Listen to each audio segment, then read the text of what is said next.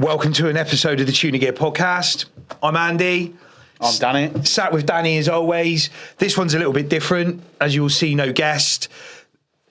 This is like a whole roundup of the year, I would say. End of season review. End of season review. Ran out of guests, so we had to fill a hole. I'm not too sure which one it is. We wanted to talk about the year. We wanted to review what we've done. We wanted to, before the next load of guests come in, which we start, it's only a couple of days away, isn't it, from the next big Thursday? 2 days' time, yeah. Yeah, 2 days' time from a good big guest coming in. Got some absolute belters up our sleeve. Yeah. I've got one to talk to you about. I can't talk on air at the moment about it, but it's going to be good. Is that NF? No. Oh. I call him Don 130. He's one of my boys who we tuna fish with, but something very special happened while we were out. Cool. We'll talk about it because otherwise it'll ruin it. So yeah, I thought let's just talk about the year because we haven't actually had a chance. We did the very first one between me and you. Yeah. And loads has happened. We're 12 months down the line. Loads has happened. Fucking loads. Yeah, we blinked and I feel like I blinked and missed some of it because it was like guest, all these different people. And to be fair, I didn't know, I can't take any credit for most of the guests.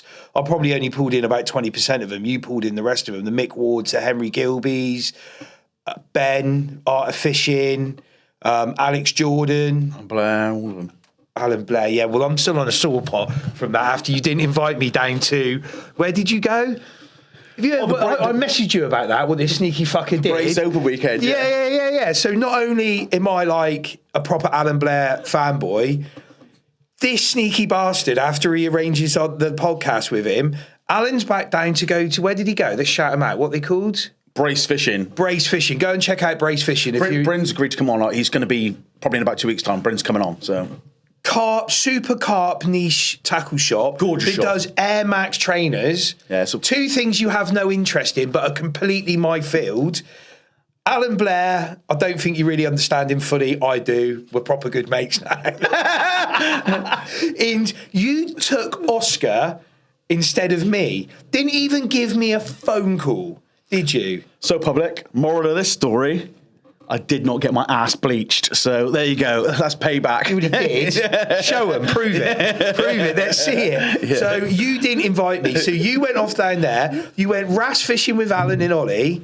They then went and played drum and bass whilst looking at Nike Air and Carp. And you looked like you were well out of your place. I was the only non-carper there.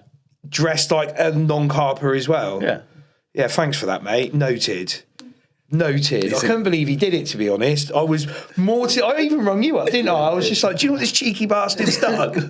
He's only done this. It's fucking tough at the top, wasn't it? So yeah, okay. So he did get Alan Blair in as a guest. I thought, like, I haven't even had time because I don't watch them back. I've never watched one of our podcasts back. There's sometimes I go in and I'll check that like the first intro's okay or something like that, and I might watch a couple of minutes of it, or if there's something that I've said which after we've gone, I've gone, I don't know if I should have said that. I'll go and watch that bit back. Yeah. But I've never watched one of them in full. So this is like a perfect time to talk about what we've actually managed to achieve on a wing and a prayer and a blag. Yeah. And some of our fishing, how our seasons have been and all that sort of stuff. And I think also as well, one thing that I think I can take away from obviously travelling a bit in my fishing and doing stuff, what I've really enjoyed is obviously, I remember us, like yesterday, me and you sitting here holding hands over the desk like, I was thinking about that, what are we doing? What are we going to talk about? Yeah, exactly. So we're now 12 months in, we've had tons of guests, but what I have also had out and about are... We're not 12 months in. Well, how long far in are we, Aaron, would you say? Yeah, it's about 9. We're heading there. We're heading in the right direction. What I've liked is I've liked the amount of people that have reached out and about and said, "Oh, we watch it. I've been fishing for bass," and people have come over and said, "Oh, you're Danny from Tuna Gear podcast," and it's been great. They come into the shop. I've spoke to loads of people that are organically watching what we're doing, and obviously we're in it and we don't necessarily see what we're doing. But if you look right across the board, the amount of positive feedback from all different directions, course, carp, game, non-anglers, everyone seems to really we get enjoy the what we're messages, doing. don't we? I pinged you that one from, who was it? Jed? Yeah, Judd, yeah. Judd the other day, who was saying how much he enjoys it. And I was like, oh, that's amazing. I love that feedback. We did have one negative one from that guy who listens to his kids and said we swear too much. Yeah. Which is why we put the parental guidance up there. But I swear too much. My wife tells me. Of course we do, yeah. I mean, we've had, and touch wood right across the board. I mean, we've had that one guy on one of the bass pages bitch and moan about Alex Jordan's episode, saying about what does he know about tuna fishing, and they missed the fucking point completely because it wasn't about tuna fishing, it was about the techniques that can be used in tuna fishing. So I think I'm always gonna. The old me would have gone wading in on him. I'll put it on the other side of it. I can see how it could be confused as tuna fishing because I was talking about the UK tuna fishing thing. And even I think I pushed back a little bit with Alex when he was talking about these techniques and stuff. And I'm like, how many times have you been fishing in the UK? He was like, once. But that guy's a legit popping guy from across the world. So done a fair bit. And he went into the UK and he went and did it. And I want to hear that story. Sorry, I need more beer. Oh shit! So but you nailed it on. We wanted to hear his story, and that is what we are all about: is hearing these people's stories. And when this guy, whatever his name was, said, "I don't think you can talk about tuna fishing," I can. Yeah. I can talk about tuna fishing till the cows come home. That's all I've lived and breathed for far too many years now. Had a recreational license last year. Commercially fish for tuna. I can talk about them. So if there's a guy, even if you fish for tuna once, let's have a conversation about it. You know, it's hard. I want to have those conversations because in the season, I'm fishing with my mates. You know, obviously we've got, I'm going to use a terrible word, the Tuna Cunts WhatsApp group. There's nine of us in it. 3 of us have got recreational licenses, and the buzz in that group last year, just bouncing off of each other, was phenomenal. So I can talk to them through the season. Obviously, I spent time on Fortuna. I did some stuff on Crusader. I did some stuff on Petros Grandes. And I'm talking to like other guys who are tuna fishing as well. Speak to Chris Way quite a lot. You know, we're bouncing messages backwards and forwards because he was down on Helios out of Plymouth. So in the season, I get to talk about them, but out of season, I don't. Yeah, so if somebody wants to come and talk about tuna fishing, I'm all ears. But it's just goes to show. I mean, we've catered for everything in the angling world. Anglers as well as non-anglers have listened to us. We've had 2 carp fishing guys. Yeah. We've had tropical guys. I can never FFS lures. Yeah, Tom Moore. Yeah, Tom Moore. Yeah, I still can't say it. But at the end of the day, he's like a finesse freshwater. We've covered angler. the lot, and I think we owe it to listeners. When we said it from day one, didn't we? Although it was a Tuna Gear podcast, it was an indirect marketing trick for the brand, 100%. Yeah. But at the same time, your fishing covers freshwater and sea. My fishing has covered those aspects as well. I am predominantly on a boat fishing now. Yeah. My carp rods don't come out anymore, but I have done enough piking, perching, carping that I love those conversations. And when we started, we were saying about, if you trawl through my Instagram feed, there's guys catching wild brown trout over in like Canada or something like that. I've got tarpon getting caught over here. I've got the UK scene going on in all its different. Yeah. Some Dutch guys holding up 6-pound perch and all the rest of it. Yeah. Fishing's fishing, and if you're a true fisherman, within reason, you like it all. And we're just hungry, mate. We're just. Jeez. Yeah, that was loud. Lord, that needs a courtesy wipe, I think. Fucking hell. But yeah, I think it's been really good, and it's been from us, and we're the first to admit it, and all of us will. We came at this. We've never done. I'd been on a few podcasts, but never conducted any podcasts at all before. When we came up with this idea, I still remember that first day, and we were like, right. because I'm a nobody, and I've said this all the way through. In fishing, I'm a nobody. I've got, Tuna Gear might have got my name out there a little bit. That was never, ever the plan. I wasn't planning to be, let's reference Alan Blair, who you didn't invite me to go fishing with.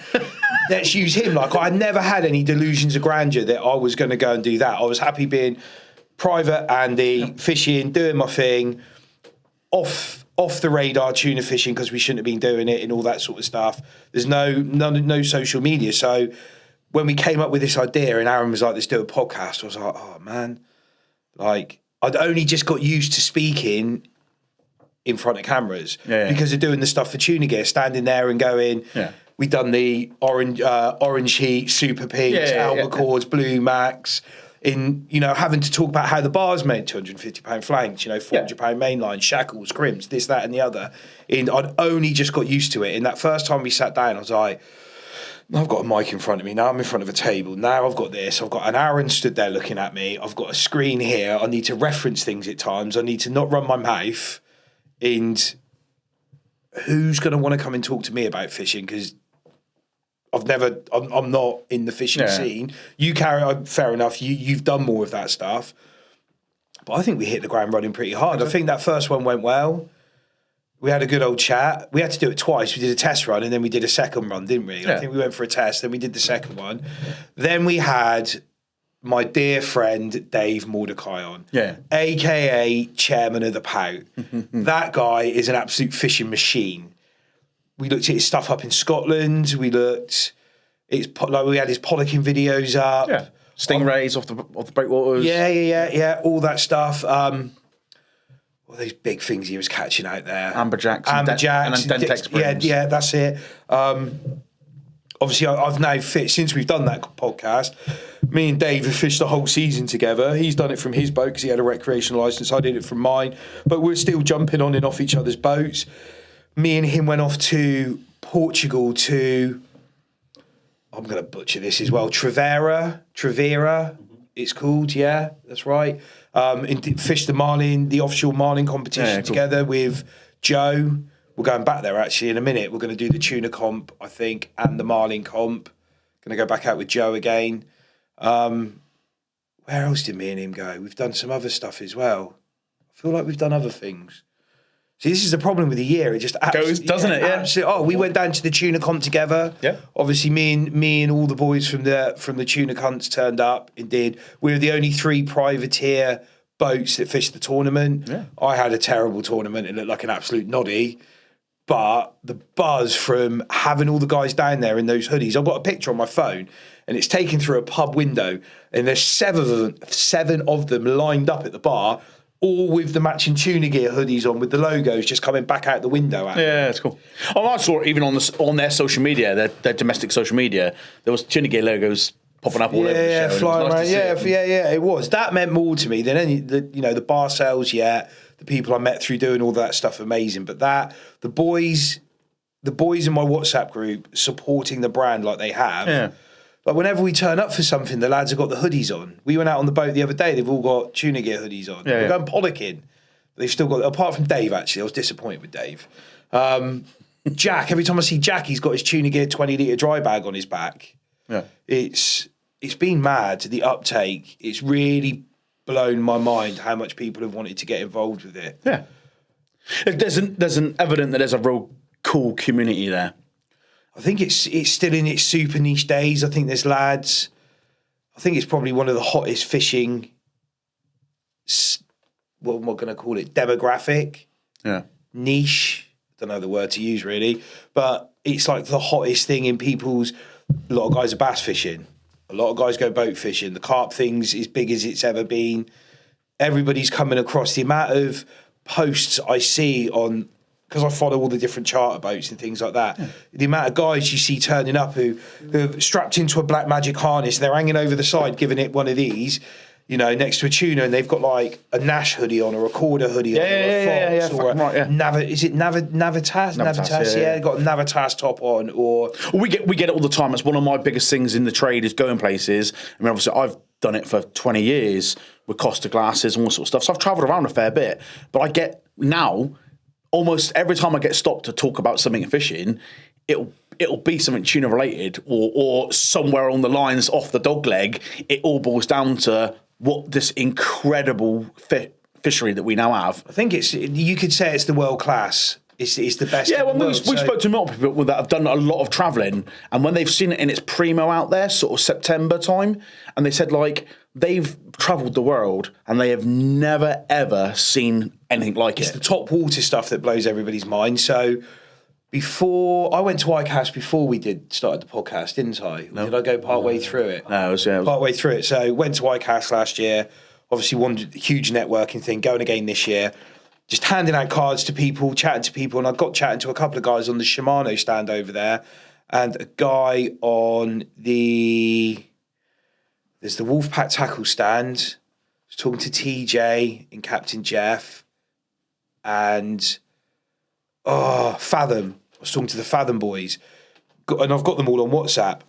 So whenever we're out and there's like these massive washing machine busts going off, I'm always sending them videos and they're just like, we just don't see that. I think they're seeing a bit more of it now, but I think their fishery declined massively. It might be back on the. They do quite a bit on downriggers, don't they? Where it's just total blind, all of a sudden off it goes. Yeah. So they're using teasers because Wolfpack sell those teasers, dredges, but you don't bait a dredge.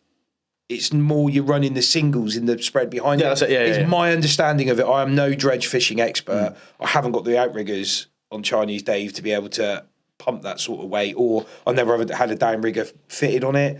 But yeah, their minds were blown. And these are like Max, especially off the Shimano stand. He's sponsored by Shimano. He's a tuna charter skipper and a commercial tuna skipper. He was like, I've never seen anything like it. I was like, get on a plane. Yeah. Get on a plane, come follow us. So I had Dave Marciano, the absolute OG from Wicked Tuna, started following me. Yeah. So I put a post up about it. I was like, this season just keeps getting better. Like people, I never thought he'd follow our stuff. Then he started sharing the Tuna Gear stuff. And I think even he's looked at the UK market and gone, blimey. But these boys are catching tuna. What I've always found, and let's not, I mean, it may go that way, but what I've always seen, I mean, working in fishing, you see destination fishing all over the world. We've now got this fishery here. It's about fucking time we became a destination for that. I was talking to Mark Jury about this, who's got Fortuna, and he says, yes, 100% it should be, but one of his points are, obviously Mark's got a 42-foot cat, and a lot of those guys that are paying the big bucks over in, like, they're going to Mexico, they're going to America, like wherever they're going, they're getting on these big mothership boats and going out. Yeah. Well, not even that. They're going out on things like Rodmans, like the big Rodman 1280. I think they are 1280 Pros and all this sort of stuff. Whereas our fleet isn't quite to that standard yet, which I get because it's still a new market. A lot of the guys are rocking like offshores, lock-ins, pro charters, all these sorts of boats. Wicked sea boats. And they're perfect for when you're doing your wrecking trips and all this sort of stuff. Very different to what they use. So. Very different to what they use over there. And it should be really rich guys flying into Exeter and Newquay Airport, blacked out Range Rovers, them getting whisked down to huge, great big charter boats. But the investment needed is massive. It's no joke, is it either, you know? No, and we've only got, it's not like some of these places they go and they've got a fishery all year round, whereas we haven't. Although we are definitely, so we were out pollocking. So today's date is the 21st. We were out there last Wednesday and we saw them. There's tons of bait out there. The guys from Petros Grandes brought the boat up from Plymouth to go on the Dart for the winter. They saw them off the start point. There's guys going out of Exmouth now that are going out pollocking and they're going past busts and bust after bust. Yeah, Tim Newcomb put a post up saying that he saw them. I think it was over the Christmas. Stone, wasn't it? Yeah, he saw them over Christmas. I saw them last February. We were out pollocking. It was me, Dave, and Dom, and we're on the meat boat. Just pollocking, and you just heard one come out of the water, and like we turned around, you didn't actually clap eyes on it, but when you're drifting and there's a huge, great big splash, the dolphins are normally chasing the boat, And if they're launching themselves out the water around the boat, there's never just one. You see them again afterwards. I'd put that down to being a tuna. So that was last year. There's every chance. I mean, the water temperature is still in double digits. We were watching the gannets dive in the other day, and the amount of bait fish that was out there was unbelievable. Crazy, real small bait fish. A lot of it was stunned in the water. You could see it about 6-8 foot down, and it was just like, oh. So something had been hitting. Something smashing it. Something had been smashing it. When we saw it that time, it was dolphins, but there's so much bait there. The water temperature is still just about warm enough. Again, I'll reference Mark. He says when it hits single digits, that's when the tuna will go. It hasn't hit single digits yet. It's like 12 and a half or something like that. It was 11 and a half when we were out last week. But that is top of surface. I'm guessing as it goes down a bit, it's going to be a little bit colder. But there's every chance we've got them. We're not far off residential if they are not here all year round at the moment. Yeah. It's coming, I think. You know, there's reports. And it's that old saying, isn't it? If you can't find what you're not looking for, if that makes sense. If you're out there looking for them, you're probably going to see them. Especially when you've got old Bino Eyes Mordecai out there and he's not on the helm. He's just like, they're over there. And I'm like, oh, what? You know, and he's like, yeah, they're over there. And I'm, really? I can't even see that far. But like the other species we've had, so 2 years on the trots, there's reports of flying fish. The bonito catch rate this year has been a whole bunch more. There was loads of them out at the Stone. They were caught as far as West Bay. Yeah. They were caught in Chesel on feathers. Like that was that the West Bay part of Chesel? Yeah, basically, I don't do enough beach fishing. The tail end of it, But they were catching them on feathers, you know. So because they're chasing the mackerel. Yeah, bass, some of the bass guys on metals were catching them, you know. Yeah, cool, that's some cool shit, you know. Yeah, I'm going to do a bit more of it this year. I'm going to get Aaron on and we're going to go do some more jigging. Take you out if you want. Yeah, if you remember to invite me to other things. So, in the grand scheme of it, obviously, you've done your season's over now with your ticket. You got your ticket. Yeah. What was your count in the end for your season for you personally? Can you keep record of it? I did not. I did not keep a record of it, but we're probably up somewhere. Dave Mordecai caught more than me. It was hard for me to track because I had quite a few of the YouTube guys come on. Like I took you in. I took you and Tricky out that day. We only had two. Yeah. But I didn't even get on the rod. Yeah. So to my boat, I reckon I'm probably in the mid 60s. Yeah, I call, which is not a bad season. I'll take that all day long. Yeah. I was out on Petros where we did 10 in a day, including an absolute donkey on the way home. And then obviously I was spending. Oh, sorry. How unprofessional. How unprofessional. I would have answered it if it was something interesting. Loughborough 01509. I did a day on Crusader. Kev rung me up and said, "Can you come and help crew for the day?" Yes, mate. Of course. Yeah. We had 3 real good lads on there. One of them I've met before down when me and Dave were fishing with Kieran on Unleashed. The other 2 I hadn't. We had a 500 pounder that day.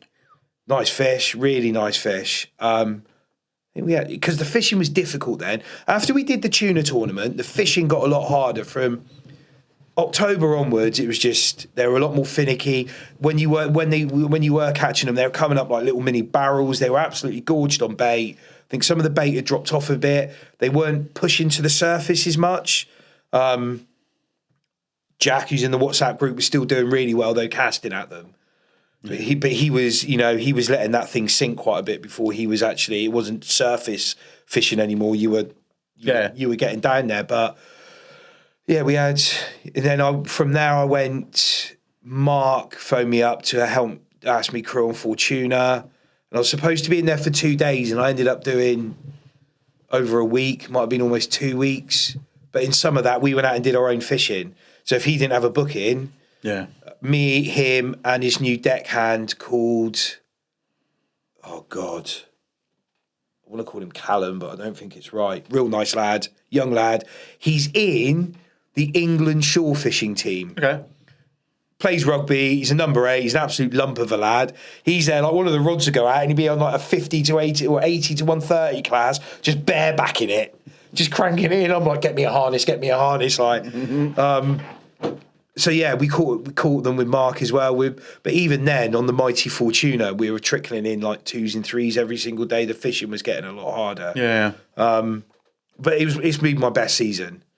better than the commercial season the year before, better than, because obviously we were off the radar fishing before. If we got somewhere and another boat turned up, I wasn't one of these guys. Like, we used to see it down the Eddystone all the time, or hear it on the radio. There'd be like lads out there in Warriors and stuff like that who would have traded down from wherever, and they'd just go straight into the fish amongst the chart boats. And this is when it was chart fishing, and they just didn't care. Whereas So you upset everyone in it, you know? yeah, you upset people. I still wasn't sure of the regulations, the laws of it. I've got other companies. I never wanted to be the one in the dock first for catch and release tuna fishing. I thought it was all a bit crazy. So we just used to be miles away from everybody else, quietly going about our business, teaching ourselves to tuna fish. But it would be like we never had the season like we would have now. Because now it was just like, right, I can go up alongside any boat I want. I can fish where I want. I can, it made all the difference. More time on the water. Yeah. Learned loads as well. I mean, between the boys, we've had them on soft plastics, we've had them on slow jigs, we've had them on live baits, we've had them on bars. I don't think there's a tactic really you're going to throw at them, which we didn't have them on this year. We had them on trawling dead baits. I went down and did some fishing with Tom Farage from First Priority Marine, trawling dead baits with the Wolfpack tackle AE heads, with them sort of rigged up behind the bars that day. That's where we got that epic take where Aaron had the drone up. Yeah, quality. And he was like, oh, there's a fish behind the bar, there's a fish behind the bar. And I was like winding it and then dumping it, winding it, dumping it to try and get it take. And the other rod just peeled off. And he was going, the drone's out of battery. I was like, you let that ditch. We're getting this take. I'll get you another drone. Don't worry about it. And we got it. And we got cool as fuck where it went sailing off. Yeah. It wasn't... Quality. We could have probably got a better shot, more zoomed in this sort of stuff, but we weren't expecting it. We just had the drone up to do. So I met Tom at the tuna tournament. He come up to me at the end of it, and he wanted a direction. He just beat up one of his bars, and he wanted a directional one, and he asked if he could buy one. I had none up in the stand because I'd already rattled through like 150 directional birds. I'd done all my stock, and I was waiting for another load to come in from the suppliers. And I built myself a load of bars from the tournament. The tournament's supposed to be 2 days, but because of the weather, it went down to 1. And as I said earlier, it just didn't go for us. Fishing, no excuses. I'm skipper. As Don 130 says, buck stops with the skipper. That's the end of it. Yeah. It just didn't go to plan. It'd be a different story this year, but it just didn't go for us. So anyway, Tom comes over. Can I buy a bar? No, mate. Haven't got any. I'll tell you what. And I've done some custom ones with like pink and blacks. Have that. I was like, have a stinger, have this, have that. Just give him a load of gear. And he done really well on that bar. He was tagging me in pictures, sending me pictures of it. He invited us. He just messaged me and said, do you want to come down for a day's fishing? Yeah. And I took Aaron down. We filmed the whole thing. And we got in. By 2 o'clock, we caught 3 fish. We'd done a load of filming. I was like, should we go pub? He's like, yeah, let's go to the pub. So we went to the pub. And on the way out, I had gone past Sam Narbit, who's got the charter business in St Ives. His boat's called Bluefin. He's got Bluefin and Yellowfin. Yellowfin stays in St Ives. Bluefin comes up to Falmouth. And he was doing fresher shark fishing, but he was using spinning gear for them in like live baiting with spinning rods. And I'd sent a photo of his boat as we went past him and said, look, I'm in Falmouth. Give me a shout later. Well, we're in the pub. I'm like 5-6 pints deep. He messages me. We're up the road in the restaurant. Do you want to come up? Yeah. Mm-hmm. Next thing, like Aaron's looking at his watch going, look, mate, because he was driving. He's like, look, when are we going to go? It's like 10:30. I'm like, how's your ass? Because he's got his customers with him, these 2 lads. They were sound. So there was Tom, Sam, me and Aaron and these 2 customers. Like the restaurant kept telling us off for swearing. I've got volume issues when I've been drinking, so I'm just getting louder and louder and louder. And but that's one thing us tuna boys can do is party. You know what I mean? Yeah. Well, we did it after the tuna comp as well. We went out on the absolute lash, just got absolutely hammered because Dave did really well. There was a bit, so he won. He got biggest fish, and he also got joint third. Might have been 4th. I can't remember now. No, it was 4th because the top 3 got the £400 Tuna Gear vouchers. So he got joint 4th. There was a bit of a miscount because they use the Angling Live app. Oh, okay, right, yeah. Angling Live, I'm sure it is. And they there was a bit of a miscount with his final score, and it was only because Mark noticed it. I can't find it on my phone now. Yeah, Mark DeVito noticed it, and he was like, "Hang on a second, we've had 3 fish at that length. Why are we like 6 or something?" And he went over and questioned it, and he got he done all right out of that, Dave. He got a load of reels, rods, cool box, some 50 wides. The rods. It was a bit of a mishmash of Shimano gear because they only had, I think, so much gear. Yeah. But yeah. That's cool as fuck. And you sponsored that event, didn't you, as well? So Did sponsor that event. And that's cool as fuck, isn't it? I mean, let's not discredit it. Like from where it's gone to sponsoring the only tuna comp in the UK. So this year I've sponsored the first ever tuna comp in the UK. I sponsored the Trevera Offshore Classic, and that was the Portuguese event. That was the Portuguese event, and we sponsored the Alderney Fishing Festival as well. Well, I didn't actually agree to sponsor it. Mike, who owns Petros Grandes, who's just bought a house, who's moving to the Channel Islands, he messaged me and went, "Oh, by the way, you're sponsoring a fishing tournament." I was like, "Oh, is it tuna related?" He went, "No." Well, why am I sponsoring a tournament? He was like, "No, you're going to." His words were, "You're going to give them some gift vouchers." Okay. Yeah. Well, you just go along with it, don't you? It's nice to be nice. Gets the name out there. Of course it is, mate. Yeah. And just, it's one of those grassroots events, really. It's just guys paying to go out on a boat and do some fishing. Yeah. I think we put 2 £100 vouchers in because I've just packaged one of them off. I've actually got email. Was it G-Bass Festival? Was it the G-Bass Festival? No, it was the Alderney Fishing Festival. Oh, okay, cool. Yeah. Alderney Fishing Festival. Yeah, nice. It was land and shore and sea and boat fishing. Oh, cool. Yeah, I don't know how it went on. I don't really know what happened. We put some banners up over there. Well, Mike arranged it all, to be honest. Actually, he's never paid me for that banner. Fucking bastard. I had a £350 banner made up and shipped to Alderney. Jeez. It's all right. He ran me around looking at my new boat and stuff like that, so I'm sure we can wipe that one off. Mike's done more than enough for me. But yeah, so it's been crazy. Yeah. Like, literally, we got to the end of the season, and I was like, we've done loads. Yeah. Done loads. And I think that's cool, and it's come across. I mean, obviously, behind the scenes on the media, we get to see obviously the likes, the follows, and the data, and the reach is good. The channel seems to go far and wide. You get a good engagement.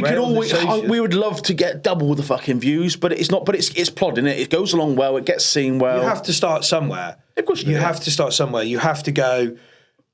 People all the time are like, a bit business based, but people go, I really want to go and do this. Yeah. But I don't know about this, and this. And people are just start and do something. Yeah. Just put something out there. Yeah. You have to just take that first step into the unknown and go, okay, like we did, held hands, shot a podcast, chatted fishing for a bit. And look, like I said, look where it's gone. I mean, I've been to multiple places. And I tap on the shoulder. Oh, I love the podcast. It's like, all right, okay, mate, cool. And it's just really cool that we've gone from that little tester episode we did, then our first episode with me, to now where. How many episodes is it? How many is it? 21? Is it? Yeah. Blimey, that's not a bad achievement. Which one was Mick Ward's? He was quite early. So we did Dave, then we did Ben, where I thought was it Ben after Dave? I can't remember, because that was the first one we were going to have tears. Yeah. Because that was deep. There's some deep stuff going on there. Yeah, because we've all, I mean, we can touch on some bits of that in a minute, some bits. So we've got, this was the countdown. Yeah, so it's 21. Blimey, 21. So introduction, me, Dave Mordecai, Henry Gilby, Kev Lavitz. So that was a hard. We rolled in deep. We went in with Henry Gilby, and that was. He was talking about his health on that, and Henry's legit, cool as fuck guy. I mean, but genuinely, but legit, like TV old school legit. Yeah, TV shows, guiding cameraman, all sorts of just such, and to boot, a family guy that's generally a nice fucking guy. Yeah, like he took my phone call when we had that problem with that picture. Yeah, the picture that was used, of course, on Sea Angler. And when I spoke to him about it, I was like, look, I spoke to Andy. He's in. there's a bit of a thing going on here. Like, I know a little bit, but not enough. Like, please, just can you help? And he's like, and he was so, it's nothing to do with him. But he was more than happy. He took my phone call straight away. To reach out and put me in my place a little bit. Told me that I did have no copyright because it was Aaron's photograph. But that's what you want, though, isn't it? Yeah, 100%. Yeah. It's Top good as bloke. gold, and he doesn't have to do that. You know, No, absolutely top bloke. So we went from Gilby, Kev Lavis, Matt Holland. When do you just missed out Ben? Henry, Ben. No. Ben, Matt Holland. Then it was Ben. I thought Henry. Oh no, we filmed them at the same time. Same day. Because we're all stood out here. You lot were there flicking rods, looking at how quickly. What's the word I'm looking for? The reaction time comes back on the rods. Yeah. So okay. then it was Ben. Go back to Kev. So Kev, I really enjoyed that one because charter skipper out of Plymouth. Nice guy as well. Super nice guy. I've got to know Kev quite well now. Listens to the podcast, sends me feedback on it. Says, I think he said, I got something from him saying something like, I don't listen to podcasts, but I really enjoy yours. Yeah. Words along those lines. I was like, I'll take that. Again, family man, full-time job teaching. And still finds time to on the charter boats, ex-commercial, enjoyed that. And we had a laugh of it as well, like it's like a charter skipper that gets seasickness. You know, it was just fucking just class, isn't it? You know, it's just But that's the character, the behind the scenes that we felt that this podcast could air these funny little snippets about people that you wouldn't have known that. A kick-ass skipper that gives so much to the student industry by giving his demo days and helping out.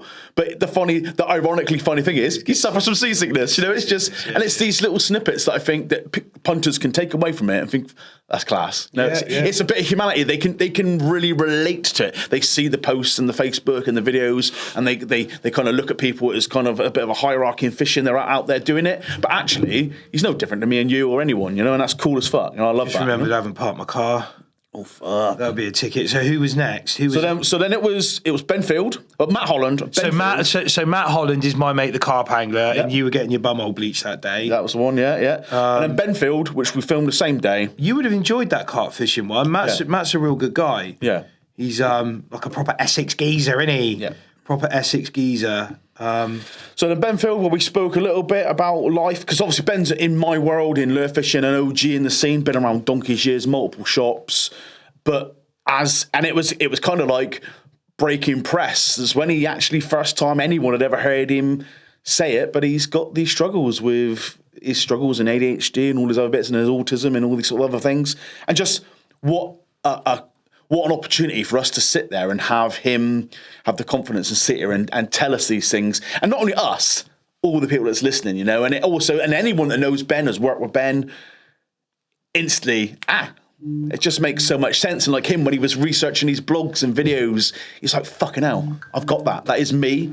And that was really cool. It made me, I'm ADHD'd out my head. Yeah. My parents have known since I was a nipper. Yeah, and it's just some of the stuff he was saying, I was just nodding away. Like, it's that 3 o'clock in the morning stuff. You're just like, I've got to do this, I've got to do that. And all this unfinished stuff all over. That's it. And a trail of destruction behind you. And everyone's got friends, or they know people that say that they maybe have a little bit of autistic side of it, the ADHD, or they got all these things. I think a lot of people are on the spectrum, but some people definitely more than others. And I think actually when like him, like he said, and he's getting quite emotional, such a change in his life to be able to actually put something to that, to work around it, and that was really cool to have that on. Gives you some tools to be able to. And then the next one was one of my personal favourites, and there's a bit of a story to it.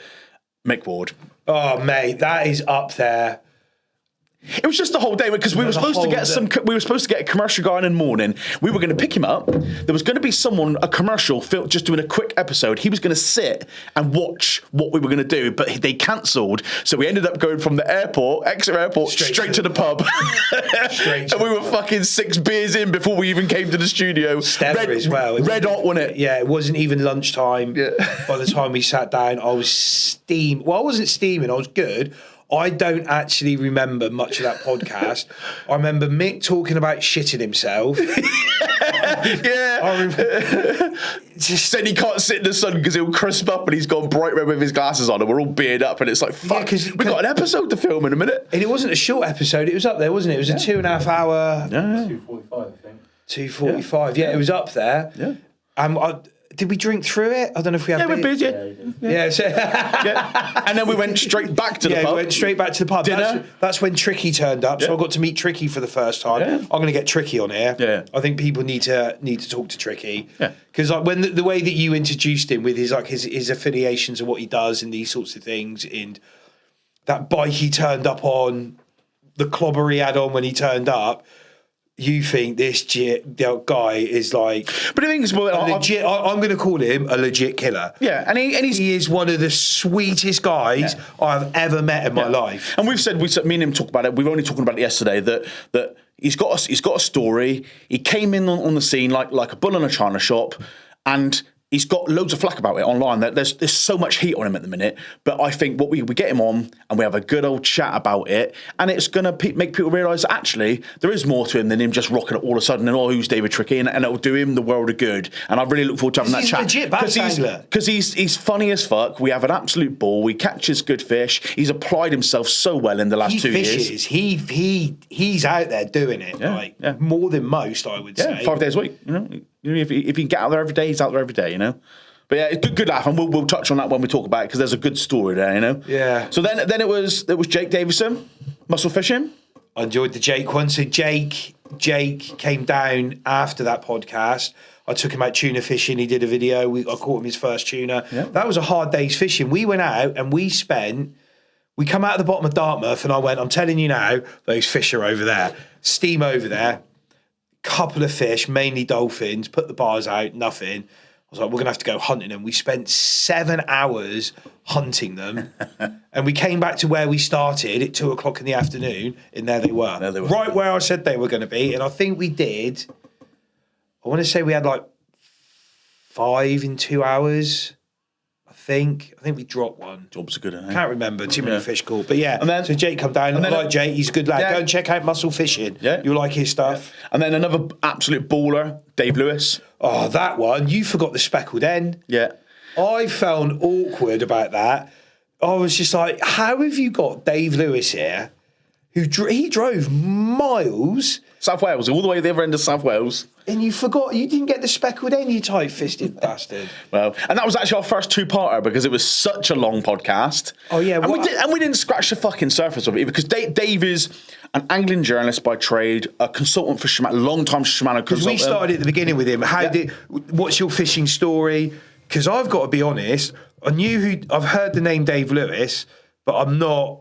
fully clued up on what actually... OG vintage UK sea angling and course fishing, but mostly sea angling, OG journalist within the industry that's done it all. Worked with all the OG TV programs back in the day. Yeah. Dave was a consultant for a lot of those TV shows, taking them guests out, the Matt Hayes, John Wilson, Chris Tarrant, all those guys that went out with him. So Dave, and that was a two-parter. Some of the first guys, he was some of the first ones out to Norway. Yeah. And he's doing he's in Robinson Crusoe, aren't he? I think he may have just got back. I haven't forgotten about that. Yeah. And the pictures you look on his social media, They had it off, didn't they? It's gone off, yeah. It makes you sick, doesn't it? But that was our first two-parter, that because we decided that we look at the data, we can see that obviously there's so much viewership, and then they'll go back and they'll look at it again, again. People listen for about 20 minutes, half an hour. But Dave's was like a 4.5 hour jobby, so we split that up. But even then, we look at it now, we still didn't cover hardly anything. And Dave has expressed multiple times he is gagging to get down, have some beers, have a curry, and finish off his story here. So that's another guest that he's mad keen for it, and I look forward to getting him back. Because we talked, me and Aaron have spoken about repeat guests, and I don't have a problem with repeat guests. Joe Rogan has repeat guests, but Joe Rogan is going to talk about anything. You can talk about aliens, you can talk about comedy, martial arts. Anything in the world he wants to talk to you about. We're talking about fishing. Yeah. So you have a smaller pool of people to pick from. I think we've only got a couple, really, that I think have got meat on the bones to do it. There's going to be some, it's just going to be another one of what we've already talked about with them. So we've got to be careful with it, I guess. We have, but like Mick's going to come back. We've got another one coming back. Dave, I'll definitely have back as well. I really enjoyed that Dave one. I found that one super, super interesting. It didn't do the views I think it justified for his name. I think we were still a little bit early in the game. The spread of the 2 episodes. Oh, did it? Over the 2? It was still up with some of the better ones. It's just because it was split. You have to combine that data, don't you? Of course, yeah, and I think, but you're right. I mean, we still were. Well, I mean, we were what we that was Mick Ward that one was did 10 that was 10 and 11. Mick Ward did the big numbers. I think I was in iCast. Mick was the first one to do considerably more than anyone else. Yeah. Yeah, It went, three digits. I can tell you, it went from like Benfield 608, Matt Holland 291, Mick 2.1k. You know, so That's just on YouTube. That's not Spotify. that's without the iTunes. other data. Yeah, so he's 4 times as much as anyone else up to that point. You know, so and then obviously Dave, great, going to get him on again. And then we had a bit of a curveball, young lad. Tom Barron, little 16-year-old school lad that is mad keen in the industry, and at the very, very birth of his fishing. Yeah, so I was sat on the fence with this one. So I think I reached out to him. Yeah, he was liking our stuff, and you. Yeah. I think I reached out to him and said, "Oh look, you know, do you want to come on the podcast? It'd be great to have a talk." And he was coming back to me on messages, came across very well on message. And then I felt when we were talking, it was a harder conversation to have. And I understand why. He's fresh out of school. They're used to 1, 2, 3 word answers and things like that. And no disrespect to Tom, it is Tom, isn't it? Yeah. Yeah, God. No disrespect to Tom. I thought, I've also got into the competitions. I didn't think it was going to do any views. And it did really, really well. It did okay. Yeah, it did okay. I mean, it's a young. Big it up, because I've just talked it down. Big it up. It's Not about the numbers, because no one knows what they are. It was fucking flying, boys. Yeah, But no, we got really good. We got a lot of really good feedback about it. About having the younger kids on, giving them a chance, all the rest of it. His numbers are actually better on other platforms. Are they? Yeah. and it was by far our shortest episode as well. It was a shorter so one. he's half of everyone else, but actually when he's right up there in figures as the longer videos on half the amount of time, so fair play. And he's an interesting character, and like I say, he does all of it though. I follow him on Insta, and he loves finding lures. Yeah. He's got this thing about pulling lures out of trees, and he goes down on the shoreline when the tide's out.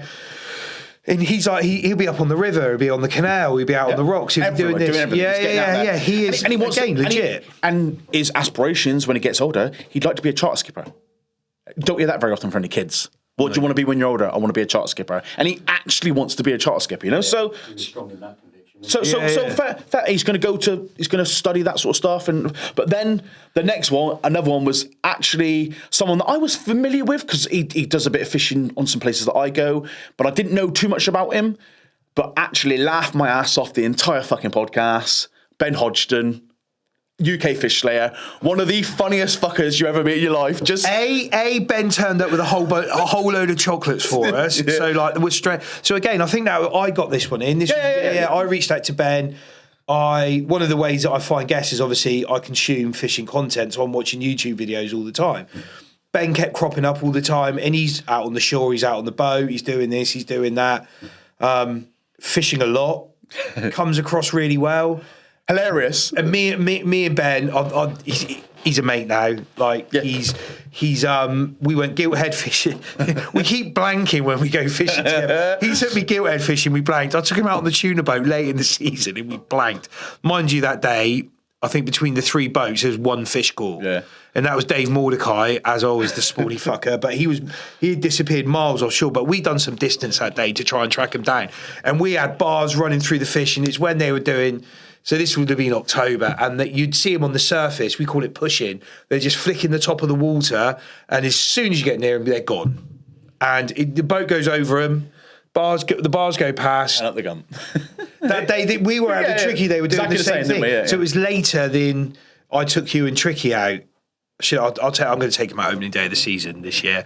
But yeah, Ben. Just Stabbing his brother, his cousin falling in the mud in the mud. He actually sent me that video. He sent me it on almost WhatsApp. knocking out a fucking street drunk on his carp swims. Yeah, just one of those guys that you could listen to, and just him talking about his day, you're laughing. It was just and I just didn't at all expect it. It was just so fucking funny, and it's just one of those. He's just a funny guy. Everything he's a top bloke. He's a top. Generally, that's probably that and Mick Ward probably. Because I deliberately, I think we've said it in podcasts before, I don't do a great deal of research because I want to learn about these people here. Yeah, I don't want to know it all and then be like fake wanting to know who they are. You said when Mick Ward was coming on, I was like, who the fuck's Mick Ward? So I quickly Googled, because you said Mr. Fish jersey. So I quickly Googled that. And I was like, I've been in his tackle shop because I've got a mate that lives in Jersey. I was like, I've actually been in his tackle shop. Right, okay, that is enough for me. So if I don't know who somebody is, I want to talk to them. Like, we've got a listener who doesn't know who he is, and I'm asking those questions. Like the listener... It's super organic. It's super organic, you know. And but so Ben, UK Fish Fair, go and check out his page. He is a top guy. Of course. Guy. And then we got, I don't think it's live yet, but there's one that we filmed. One of your business guys. We won't talk about that too much. I don't want to put that one out because it's got to be trade secrets. Yeah. So, I was with Steve the other day. Actually, because I sponsor Newton Abbot Rugby Club through my self-storage company. We have once a year, because I'm a platinum sponsor, they give you a match day. So they put the food on, you're supposed to turn up with all your mates and all this sort of stuff. You pick man of the match. And I took Steve down, and he was then going, when's my episode going out? And I went, I can't put it out. Yeah. I just can't. I will put it out at some point because it's... listeners' viewers, it's a business coach basically who's helped Andy and actually me in this world. It was another one that I obviously knew for Andy who he was, but was genuinely a really fascinating thing. Hi, Christian. How are you? I'm actually shooting a podcast at the moment. Yeah, you're live. Yeah, you're live. You're live on air. Please do not swear. Yeah, please do not swear. Don't say shit or fuck or anything like that. Oh, don't swear, you cunt. Sorry. What are you up to? Just finding out what the fuck's going on with your boat. Let me finish this podcast off and I'll give you a call back. I've been looking at some screens and I just need to work out which screen I've got to order basically because one's X amount and the other one's even higher and I want to see if I can get away with the other one. Right. Yeah, give me an hour or so. I'll be on the blower, all right? All right, mate. All right, speak to you in a bit, bud. Thanks. Bye, mate. See you in a bit, mate. Bye. Mate, that's it. But yeah, so Steve Gaskell, a business coach, and that was a really interesting episode for me. Yeah, he. The reason I can't put it out is because all the things it took Tuna Gear, apart obviously Aaron's magic work as well with what we do on the website stuff, is what took us to the highest market share. Can you come here, please? Because people don't know who you are. So can you come here and just show your face? Because behind the brains of what we do, this is like if you listen to Rogan. He's got a Jamie. I've got an Aaron. He's got socially awkward attire. And he shit himself today already, and he has a habit of stripping off naked behind the mega desk. So he's got no shoes on. He always takes, but that's because he wears Crocs. But to be honest, what makes us look remotely professional at what we do, and it's Aaron that we can thank. Yeah. Aaron's voice is the voice you will hear when the voiceover when you get the intro of the Tuna Gear podcast. That's Aaron's voice. He's the one that edits this. He's the one that stands behind the camera because he's the one like us. He's the one that came up with the idea. He is like me and Danny do this, but we couldn't do it without him. That side of Megadesk. So yeah, well my beer's empty, but cheers, Aaron. Nice one, mate. Actually, there's a bit. See, now it's 12 o'clock. Now we can officially drink. Right now we can say we're actually drinking. Yeah. So that was Steve, and then the very next one then was another good one, quite a well-known character within the industry. Love him, hate him, he's there and he does really, really well. Will Parkinson, so one of the Yami boys, Shimano guy. Suzuki, mate. Suzuki, Jesus Christ, you can't say that. So just such a nice character. Smart Fishing, so he's got Smart Fishing, which is, I think, his aluminium boat brand, Shimano ambassador, Raymarine ambassador, the trailer company, which I can't remember the name of. Ex-firefighter, or is he still? He is a firefighter. Yep. I am well-travelled again. Yeah, well-travelled. I think his family have got a home in Kenya. Yeah, Africa somewhere, isn't it? Yeah. Uncle's got a home in Kenya. I mean, because of Will, he invited me up to be on the Suzuki stand at the Southampton boat show. Got to have my Tuna Gear bars on there. Obviously, the Shimano simulator was on there. So I spent 2 days on the simulator holding on to the backs of people so they didn't get dragged through a TV screen. Went out every night, got to meet the McKells from Squidworths. Yeah. Met Davey. Davey is one of the nicest guys you'll ever meet. He's based up in Scotland. He's got a holiday park up there, which specialises, people trailer their boats up there. He's got a tractor. He launches you off the beach. And he basically bought a holiday home, a holiday caravan complex for people to go fishing from. Got a tackle Yeah. shop up there. Amazing bloke as well. Really enjoyed meeting Davey. McHale's were lovely people. But yeah, Will got me. Yeah. Nice guy, man. Yeah. From the podcast, did that for me. Which And then it nice. was Tom Moore from FFS Lures. Oh, you say that too fast. FFS Lures. FFS. Makes his own lures, CNC machinist. I really enjoyed that one. Self-taught machinist. Yeah. Ex-military dog trainer. Done a lot. Generally a nice guy. Yeah, he was going out to Belgium, wasn't he? I remember the conversation. Yeah. Genuinely a nice guy. Yeah, because he did an LRF day down. He was meeting up with some of his Met with some of the guys in Brixham, Yeah. Super nice guy again. Just generally, I've known socially of Tom for years. He does like the perch side of it, and so I'm familiar with him from my background in lure fishing and freshwater. But I'd never met him before. But we'd spoken, we'd had interactions online. You reached out to him, didn't you? Yeah, because like I say, he does his live Wednesday lives or something where he films in his little studio making his lures, and he was just such a popular guy. And when I've on a few occasions on my media put out on Tuna Gear as well, like, who would you like to have as a guest? Kind of just put some feelers out. Very often on my side of it in the freshwater scene, people have always said Tom, So reached out, and there's another one that drove fucking miles to be here. Took him like 6 hours to get here, travelled down, came down that night, stayed, and then filmed. It's another one that travelled massive distances. A really interesting podcast from someone that so many people know, and actually feedback from out and about that got some good views, but also people loved it. Go check out FFS Lures. Yeah, man. Look how quick I said that. Yeah, got a really good community on Facebook as well. He's got Facebook groups, and they all and it is a community, and they all love it. And then obviously was Amputee Angler. That's my favourite episode. Yeah. Deep. Yeah, that was deep. So you weren't here for that. Right there, one. no. You missed this one. So I got Aaron number 2 in the Tuna Gear videographer in. Even just cutting some shorts out of that for the YouTube, there was things that was like, fucking hell, God. Yeah, that's Talk about having his legs blown off in Afghanistan. Yeah, fuck yeah. A lot of people, what happened to, oh God, man, what happened to the guy? So a guy had been blown up. He was going in to save that guy. He Thanked him or something, didn't he? And he got his legs blown off, and the other guy was thanking him, and then that guy passed away, sadly, like 2 weeks later. All I can hear is the chair going tight, and Aaron's just like, oh my fucking... Like, he couldn't... Man. It was... Room's nearly in tears. Oh, yeah. It was... And that was quite a long podcast as well. Like, he drove down a long way to come and do it, because he was supposed 2 to... hours 40, that one. Yeah, so he was... So Ben is obviously the Amputee Angler on YouTube. He is one of the Sidewinder Pro Team members. And he was coming down. There was a Sidewinder Pro... Because obviously we're like 3 miles from Sidewinder HQ. Yeah. I was there yesterday buying stuff. And he was coming down. I think they were having a Sidewinder Pro Day or something like that. It got cancelled, and he still drove down. I think because he's Cox and Rule related as well. So Yeah. he does the Cox and Rule. I think he deals with their online, like their Amazon side of things off the top of my head. Yeah. And they're based halfway between his house and here. So he came down anyway. Just outside the Cox and Oval, Rule. Yeah, that's it. Yeah.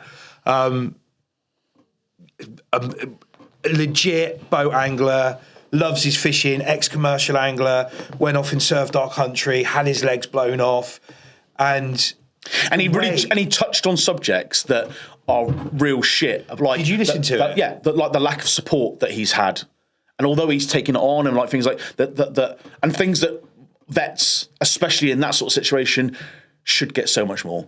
Oh yeah, and that's real shit. I think it's it's disgusting. I think there's these guys that we send overseas to go and fight these proxy wars.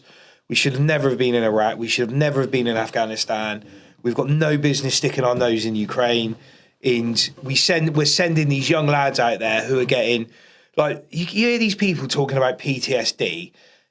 You don't know what PTSD is. PTSD is coming back from Afghanistan, watching your mates get blown up, people dying, seeing how the other world lives, how they treat each other over there. They've got PTSD. Where's the support for them? Yeah, exactly. Not matey boy who's been on a fucking 3-day bender on coke all fucking weekend and he's struggling because he's got to go back to work. You're not PTSD, mate. You're just fucking. If we can send. I might have the number wrong, but in the last budget or when Labour came in, they said we're sending $4 billion to Ukraine. Why are we not giving $4 billion to guys that have served their country and have got problems? You could probably fix. You can't fix the problem, but you can give them the support that they deserve for not that size of a budget. I don't. My mind is. But I think we've touched on that on a few episodes now. Also, When as well. I'm in charge, there's going to be different things going on. Yeah, fucking Andy Bolt for fucking I yeah. don't But at know. the end of the day, we've touched on it on a couple episodes now. Mental health, and I mean, no one. Some people nowhere near as what we're talking. Ben's what he's had go on, but again, it's fishing is such a awesome tool, and the community for guys that are maybe having a bit of a struggle. Blokes have a tendency, we all do it, to bottle things up. Mental health is something that doesn't get spoken about at all, and I'm an advocate for it in my fishing. I've worked with a few companies, and I think that guys yapping with a beer about fishing, life, it's good for everyone to have a listen to it, and it's good for us all to hear it. And I'm an advocate of let's talk about it, because we've somewhere along the lines. I mean, not all of us are suffering from it. I've had a little bout of it, but after when I had a few shit going on with my little girl, but I thought I was bulletproof. I was always mega popular, always out there, but it hit me like a ton of bricks. And like I say, and that you take that. He's not popular. Yeah. Oh man, fucking hell, I'm not a big deal. And but we've all been there somewhere along the lines, whether that be deaths in the family, whether that be bad split ups, businesses going tits up, whether shit at tuna fishing. I mean, it's we've all get there, and we do need to talk about these things. And I think a lot of people that listen to us, because it's just a load of guys having we said, haven't we, pub chat, or the talk of being in a tackle shop, talking about fishing, just blokes. And that's what blokes like to do. We have a good chat of it. And I think we've touched on these subjects really well from all aspects of the industry. And I think if we take one thing away from it, I think we've been able to talk that sort of stuff and make it not awkward, not make it fucking something. We're just normal guys chatting shit about fishing and having a laugh while we're doing I it. liked why Ben started his YouTube channel as well, because he spoke about it on the thing, so I can talk about it. So he's got 2 sons from a previous relationship, and he wanted to be able to show them, because they're younger, he wanted to be able to show them his fishing. So he started recording his fishing, putting it on YouTube, so his kids, while they were at their mum's, could see what he was doing. And I thought that's a touch and a half, that is. Yeah, man. Yeah, so yeah, Ben, go and check out the Amputee Angler. Super nice guy, served his country, deserves it. And then the next one's in, probably our biggest achievement. I mean, because I'm that fucking good. Alan Blair, Ollie Davies from Nash Tackle, from the Mass Hype. We had a real fanboy here. I'm going to talk now for a little bit. We had a real fanboy here. When I said, so how this started, I said I'd pulled some strings and I'd got a guest. And what I'd done is I sent a screenshot from like Urban Banks, and it was Alan with a carp looking down, so you couldn't see his face, and I wouldn't say the name. I just sent a picture, and he's like, "You're fucking joking. There's no fucking way you've managed to get Alan Blair." And I went, "Might have. There's no fucking way." And then he's ringing me up. "Are you joking?" I'm like, "No, they're coming down." And Ollie Davies, "You what? What the fuck?" And it just went off there. And then obviously I knew your background, like in your Nash gear, and so that was actually, I know you, and actually it was a real nice touch. After that episode, it was about a day later, it was an evening, you called me and you just said, and not that I needed any thanks or anything like that, but you just said, "Thank you for us doing that," because it was something that meant an awful lot to you because of your fishing background. So I obviously came from the carp fishing scene. I had got disillusioned with the English side of things, grabbed a mate, grabbed Luke, and disappeared off into Belgium. Now, I did that because of what the Nash boys had done with Urban Banks. All my stuff, the majority of it is, well, it's all either Nash or Thinking Anglers, which is that sort of off the radar, backwater fishing, very mobile, that sort of stuff. I've got the scope rods. Just, I looked up to what those boys did and what they were doing. Those Euro banks, the Urban Banks, all that stuff. I just thought it changed my fishing completely. I was like, instead of fishing a lake, three rods on one spot, spoms going out, waiting for something to come along, I turned into a much more mobile angler because of it.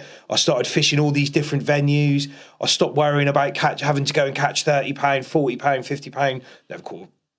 Never caught 50, £40 carp, and started. I was just happy to go and find some little backwater bit of water which nobody knew had carp and catch an 8-pounder. Completely changed my ethos of carp fishing. Yeah, and when you got them on, I was just like, no way. So my mates always used to take the piss out of me. Oh, Alan, and one mate in particular, Captain Blank. I had met Alan down at Launceston Garden Centre, which got a tackle shop in it. Homely, yeah. And I got a photo of Alan. think I talked about it in the podcast. I had a photo of me with Alan like this, and I had it stuck on it. So me and Captain Blank we used to have a Christmas match. We only had 2. He won the first one. I won the second one. And he wouldn't fish me after. He wouldn't come back and have another one in case I won the third one because he wouldn't live it down. But for that third, we said, look, we'll get each other a prize. So I got him a picture of me with Alan Blair put on a mug. Real nice mug as well. I paid for like the handle to be black, the inside of the cup to be black. You know, proper put some thought into it. And that was the first time I met him. And then Sean met him. He went up to like, it wasn't the big one. It might have been... It was one of the other carp shows he met him at, and he got the Nash. I forgot to tell the story on the thing. He got the Nash brochure and got Alan Blair to write Andy Bolt is a dickhead inside of it, inside it for me. And he brought me back that. So yeah, that's where my thing with Nash started. Like, fanboy, 100%. I think it was a really cool episode. You know? I think Alan, you know what he's done for Nash. He saved the Nash brand. Kevin Nash obviously got it started. They started from making retaining slings. Like I've read all of Kevin's books. But Alan come along and sort of brought this scope range out and what they're doing now. I like their new scope range. They've got a little mini scope boat. I don't even need one. I'm having one. Looks the bollocks, doesn't I'm it? going to buy one when we go up to the show that we're probably going to be doing. I like the matte green rods as well with the green handles. That look really cool. Yeah, I don't know. I don't know about that. I'll have to see them in the flesh. But I've got the 10-foot Black Ops scopes and I've got the 6-foot Black Ops scopes, which my dad bought me. The Sawn-offs, the Sawn-offs. They're but they're the Black Ops ones.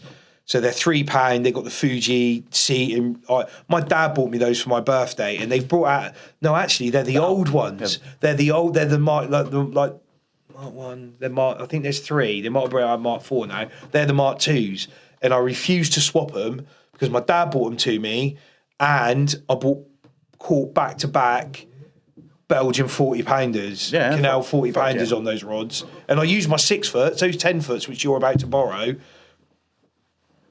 I don't think they've probably had more than 5 fish on them. Yeah. Because I used my sawn. And I think what they've done is Nash is very Nash. Nash is very Nash. They're not a Corder, they're not a Fox. No, I so like we can talk about it now. I mean, I've apart from on the fly, I've never targeted carp ever. Never in my life. I've always lure fished, but this year, obviously, I get a lot of access to waters and some rivers and some bits that got some good carp in it, and I see lots when I fish for bass and pike and chub and whatnot. So this year, I've for a while now, I work in a tackle shop that's got lots of carp gear. I know a load of carpy guys. And I said, even when the guys were here, I followed some of the Nash media. I'm not even a carper, but I watch it because I think it's fucking great. Yeah. So I've this year, I've said that, you know what? In between like my campaigns of the bass, because I'm still going to bass fish and whatnot, I want to give this a go. And obviously, what I said to you about, have you got a rod and reel I could borrow? He said, have you got a beta rod and reel I can borrow? I was like, no. I've got 2 mint ones. Yeah. But yeah, I'm going to lend you all my carp gear, and you're going to go. And I've never done it. I watch all the videos. I can tie the rigs. I work in a shop. I got the access to it, and I'm actually something that a lot of listeners can relate to. I'm going to do something that I've never done before, and I'm stripped right back. Like lure fishing, I've done for 30 years. Carp fishing, I've never ever done, other than working in a shop, seeing them talk about carp fishing and watching the material. So I'm actually proper buzzing about being put in a position again where I'm going to be at the very bottom run of the ladder trying to figure out the pre-baiting, what rigs to use, where to go, finding the fucking things. And to me as an angler, and that spews right off the back of seeing what you've done over the years and your hype, knowing Alan and that lot and seeing what they do and getting to talk to guys, and that has fueled me to the point where my algorithm at the minute, because I've gone like into the carp, you don't see no bass lure fishing in it. It's all fucking carp stuff. And don't get me wrong, I'm by no means going to be a carper, but I'm going to give it a go, and I really want to go out and give it a try, and I'm very blessed that I've got friends that can help me, because I don't have nothing, and you very kindly help support me in this, and you know what, can't wait, and you're going to be the first person I call when it goes off, and asking you boys and some of the guys in the shop are going to be sick to death of me, but it's the excitement that I see from what you got, because for me it's totally new, and I'm, you know what, genuinely looking forward to it. So it'll be a good campaign. I'm looking forward to seeing the pictures. Yeah. So yeah, that was Alan. Yeah. So then we had who do we have after this? So we had so after Alan. So then Alan and Ollie Davies, great episode, wasn't it? Then it was a good friend of mine, Mark Walker, who's a local guy that runs part of a fishing club. I thought you're like, oh, I've got my mate coming on. Here we go. What nonsense. I super liked Mark. Yeah. Really down to earth guy. Just such a good chap, yeah. Really nice bloke. Loves his boat fishing. Obviously he owns Trues. Part owner of Trues Weir. He's on the committee for the Exeter and District Angling Association. Yeah. Been involved in fishing for donkeys, like, you How know. long was that chat? Because that went on a bit. 2 hours 26. Yeah. That was up there. And that's a personal friend of mine that I knew, and I've got a connection with him, worked with him in the club. I was the president of the club, and he's a strategy officer. And, you know, it was just a nice guy to talk to. And he touched on subjects like the travelling, like the fun and games we have, his boat, but also he touched on stuff like water clarity, the issues that we have in the background of fishing, which, again, need to be spoken about. So that was a great episode, you know? Yeah, no, I really enjoyed that one. I really enjoyed that one. Who was after that? Because we're now getting towards the... That's got to be towards... Yeah, so then we got Alex Jordan. I enjoyed that one. Sorry, my mate's just messaged me. So luckily my phone was on silent. So basically, yeah, Alex Jordan was the next guest again, and that's one we took. Probably the only bit of public hate I've seen. Just wankers online, fuck them. That's my take. Fuck on that. 'em. Yeah, that's what I take at the end of the day. But Alex came in. I was going to actually reach out to that guy and see if he wanted to come on. Wouldn't do it. They wouldn't do it. Well, it wasn't a stitch-up job. It was just like, we'll come and talk about fishing. Yeah, at the end of the day, they wouldn't do it. And but it is what it is. I mean, Why wouldn't they do it? Because they wouldn't do it. Why? Because they wouldn't. Ring him. Yeah. I ain't got his number. But Message him. But we've got a. We're not in the public eye as such, but we are. And for us to have so much positivity all the time, and it is all the time, and that's not promising. You're gonna get shit talkers. But actually, you know what? Touch wood, we've only had a couple instances where there's been a little bit of negativity. One guy reached out, like I said earlier, about the swearing. He was like really positive about it. Says I enjoyed it. He was in the car with his missus and he put it on. His missus was like, "You can't let the kids listen to this." So that's why we put a parental advisory. Yeah, because at the end of the day, we haven't catered. We haven't made this something that is not. We're not false pretenses here. This is Andy Bolt, Danny Parkins, chatting fishing with a beer, having a swear, because that's who we are. I'm not going to put on a front. You're not going to put on a front. And we want the guests to be who they are, because that's the whole point of this podcast, you know? So and we went back to that guy as well. I think you communicated and it was with really good, wasn't it? We had a good... We just said, look, this is the... We really appreciate you listening. This is the... Like, from day one, we've set out, this is our format. To be honest, I'm pretty sure kids hear worse in the playgrounds than what we're saying. He got it. He was like, no, it's fine. Like he fully got it. I would say that one big negativity was on the Alex one. I think there was some background history between the two of them. Absolutely, between the two of them anyway. Of course there was, but that's going to happen. But I think the point with that pushback was they were concentrating on a very. We did speak about it earlier, but they were concentrating on that one little bit of UK fishing, whereas Alex has done lots and lots of fishing all across the world. It was about a technique that is applicable, that the new fishery here, a good chunk of that is applicable to that, and people will find interesting. It's coming big. Like and this, people will find this that coming season is going to be. Hence why I changed my boat to the boat that I've got now, so I've got a casting space on my deck. Can't wait to get on it. Yeah, well, you've got to remember to invite me to other things. Well, won't forget to invite you. Touche. Yeah, no. We'll get out. Me, you, and Tricky will get out. I've got the Ripple Fisher. I've got the Stella now, because that's what I really enjoyed. This is what people don't see, is obviously when guests come in, we're out in the other room. But I walked in and we've got the desk out there, and he's got all of his lures lined out. And thousands of pounds. I didn't even say hello to him. I just started taking lures out of the bag. And then he's got who you're sponsored by. Zanark and what? Is it Zanark? Yeah, Zanek. Yeah. Zanek. Yeah. Okay, I wasn't butchering it. So he's got that Zanek. Monster tuna. Bezo monster tuna. Yeah, so big dog. So he's got that, and I was looking at that rod, and I was looking at the Ripple Fisher as well. And because a couple of the lads from the WhatsApp group were all over the Ripple Fishers, I went down the Ripple Fisher route. But that's where Alex's knowledge of, obviously, because he's got custom rod works, is it? Yeah, he runs a rod building brand. Yeah. Works in IT and in the background, custom makes rods. Yeah, custom makes rods.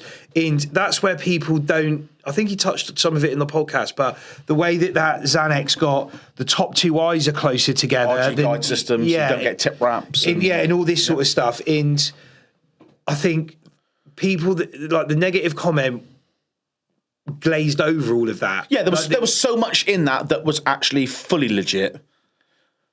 There was, like I said, this background, which is why we got the negative comments. Yeah, I don't think it wasn't a reflection on the podcast. It was a background problems that spilled into us. And he kept saying to me, "Oh, you're going to get wound up about this, Dan." And I said, "No, I'm not." I said, "You entitled to your opinion, mate.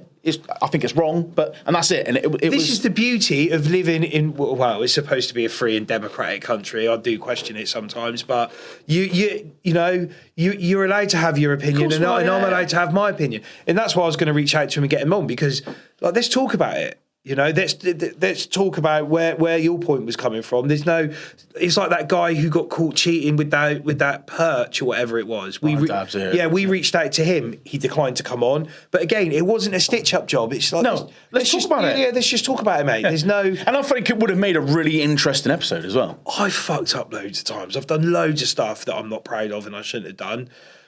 Do I let it be the person that I am now? No. Do I use it as a sounding board moving forward? Yes. That's why that's why I work on my please and thank yous when we're out having food and things like that. And I try to be a bit of a better person, because I used to be a horrible person. But like you learn from what you've done, and I think a conversation about it is no bad thing at all. Yeah. But yeah, I enjoyed the Alex one. I'd never met Alex before, and you can tell he's a confident guy, and like we were sat there, and he'll say on his own admission, probably a bit too confident sometimes. But yeah, the way he was talking about like tuna fishing in the UK, I was thinking, God, this guy's done loads of it. And then he's been out with on Harvest Moon once, and I was like, yeah, hang on a fucking second. And that it probably did get my back up a bit, because I'm sat here thinking, well, hang on. But then I was like, well, no, actually, he might have been out once, but he went out and absolutely slayed it using techniques that he's used from all over the world. Yeah. And why isn't he entitled to talk about how well he's done, even if it is one trip? Of course. Because it ain't going to be one trip in a minute. It's going to be 2, 3, 4, 5. Yeah, of course. And in a minute, he's going to have done more top water fishing than most people. I think he said, like, he's got at the minute, no plans to go anywhere abroad fishing, because all of his fishing holiday is going to be down here booking boats to come down and pop from. He's not going to all the shiny, sunny destinations. I was actually going to reach out to him to see if he wanted to come out on the new boat. Yeah, he would. Yeah. And he's going to put all of that investment that he spends big bucks going to the dream locations. He's coming down here, and this is when I know I'm truly blessed, because people save up their holiday time and invest all the money to come down here fishing, and I just wake up, drive from my house 10 minutes to the marina, get on my boat, and go, oh look, there's some tuna. Yeah. Setting bars, it's nuts, isn't it? So Alex Jordan, then the most current one, Joe and Tony, commercial anglers based down near Plymouth. Really enjoyed that one again. Joe, I met Joe. He bought. So my gear is stocked. My tuna bars are stocked in Hooks online at Torquay. Yep. If you need fishing tackle, go to Hooks. They're very, very good. They're down in Torquay Harbour.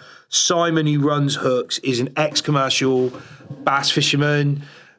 Not many people know the wrecks that we've got around here like he does. He knows all of them. Knows where to put that boat. He's taught a lot of it to Dom. When we were out last week, Dom's like, I'm setting up these drifts. Here's the wreck. I'm trying to set the boat up over the top of it, and Dom's just coming in and just going, put it there, and putting a dab on the screen. I'm like, why there? He's like, just put the boat there. And I'm like, here. And I'd put it there, and we're just straight over the top. How do you know that? Yeah. From spending time with Simon out there. Yeah. Size, super nice guy as well, super legit. Nice little shop as well, wasn't it? Lovely shop. Lovely Primo location as well. Yeah, it is. I mean, you're right next to the marina. You got the boats there. I'm very pro tackle shop. I'd never used to go in it because Sean had Euro up the road. Yeah. So obviously Simon does carp fishing stuff, but Sean had more of it. I was very loyal to Sean. When Euro went, Hooks is my tackle shop. We got the one across the road here, which has got a good stack of stuff. What's that? Preston Tackle and Bait. They got some good stuff. but Simon sells the bars, so obviously I've got loyalty to Simon. Sold a load of my bars this year. Last time I went in there was. A whole shelf of them. Like. That was another one I got spotted. I walked in. Oh, you could come and check his bar stock, is he? I was like, hey, I didn't even know they were in here. Like, what are you on about? Yeah, he's got the Salt Allure range in there. We're probably going to stock the Wolfpack tackle stuff in there as well. Yeah, he was the first shop. Although we've got it in Real Deal, which is up in, was it Real Fun? I can never remember the name of it. It's terrible. Mike, who's got Petros, introduced me. They're old friends. It's up near Porter's Head. And I dropped 2 bars off, and he went, oh, I think all the guys are going to go live baiting for him. No one's going to want bars. Phone me up 2 days later. Can I have 2 more bars? I've sold those already. And I was only shipping them up in 2s to him. But he still rattled through quite a few pairs of bars and stingers. Where was I going with that? Oh, Joe and Tony. So Joe went in there because Joe got a commercial license, what is now last season. Done a load of fishing, like different big game fishing in different destinations. I think a lot of it was out in the Canary Islands and places like that. And then Young lad as well, another young'un. Oh yeah, young lad was doing it off his 7-meter cheetah cat. I think he had just changed it to an offshore 25. Bought bars from Simon, and then I think he messaged me direct saying, "What other colours have you got? Have you got this? Have you got that?" And sorry, Simon, he just came to me at that stage, and I said, "Look, you're going to rattle through bars quickly. I'll do you a bit of discount on them as well." Yeah. And for he smashed his quota, absolutely smashed it to pieces. And me and Joe, I was speaking to Joe the other day, we both like our crypto. Me and him were chatting about some bits and pieces the other day. We're mates. Yeah. We chat. He'll just ring me up, what you up to? We'll have a chat on the phone about stuff. I like Joe. He's a really, really good lad. And then Tony, I don't know Tony so well. They got to know each other because Tony started shouting at him while they were out fishing because he was over his drift or in his spot or something like that. And that's how they got together. Again, Tony, legit fisherman, done it his whole life. That's what he does. Rod in line, commercial fisherman, backbone of the fishing industry, really. Yeah. I enjoyed that one. I was half, if I would have bought Joe's boat, is the short story of what I was trying to say then. It was probably a little bit smaller than I wanted, but I wanted, before I bought what I've got now, I wanted to buy a rod in line boat. I thought, if I can go bassing in the down tuna season, I can land them. I know how to catch bass. I'm sure I can, put a few boxes together here and there. I'm not going to be the most prolific one out there, but I'll teach myself. It'll pay for my hobby. It'll pay for the marina costs. It'll pay for this, pay for that. But his boat was gone before I even knew he had gone and got his other one. He'd done a swap for this to get some license off of that and move that to this and done some stuff like that. Otherwise, I'd have probably snapped that boat up because it's a good boat. Since I was a kid, I've always wanted to go fishing full time, but I knew I couldn't make it my main source of income because I'd fall out of love of it. We touched on a subject on my podcast, I think, last one. We spoke about that. I think so. And because it does. When I was guiding and working in the mags, it has a huge negative effect in the long term on your fishing. So it's something that I'm still thinking about. Me and Aaron were having a talk about this the other day. So my new boat is coded and got all the equipment on there already. I cannot charter because I need to do my advanced stability and I need to do my engineering, which they call EGA1, 2 5-day courses.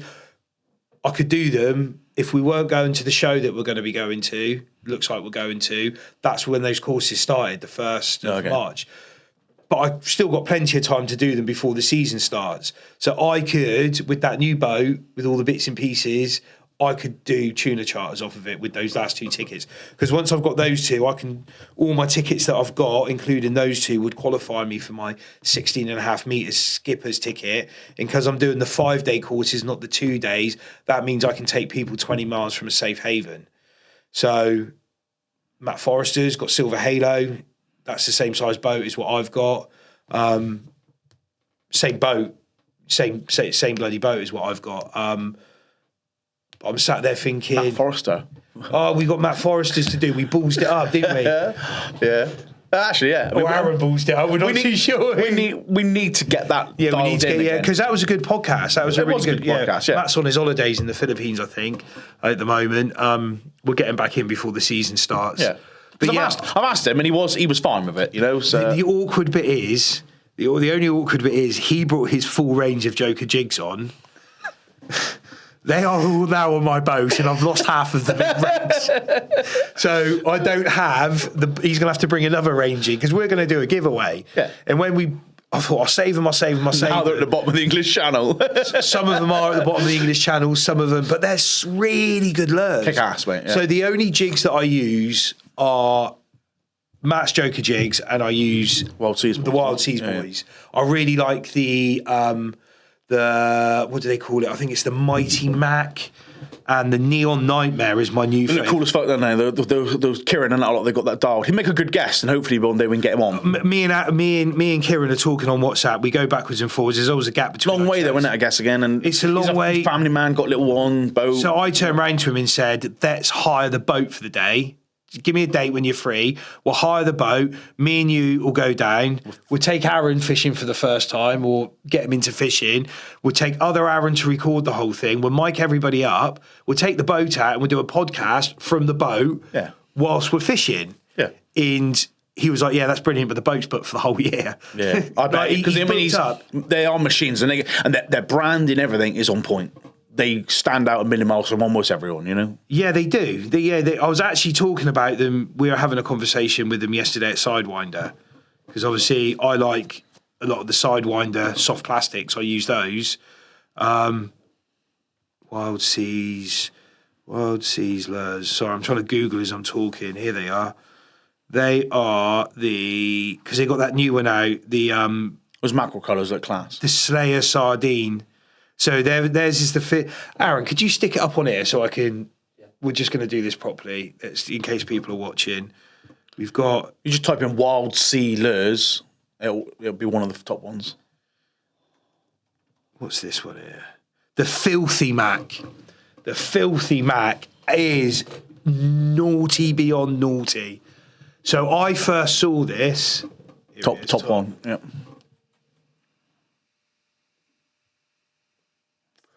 This is their new one. This is the Slayer sardine. Here it is. Cool as fuck. This thing here is. I first saw this when we were. Me and Dave Mordecai went down on their boat for the day. Dave booked a charter, phoned me at 5 o'clock at night and went, you're on a charter with me tomorrow. You need to be in Newlyn for 6 a.m. So I had to get up at 3. In the Neon Nightmare, click on the Neon Nightmare as well. This one here. Yeah, that's cool, isn't it? This one is naughty as well.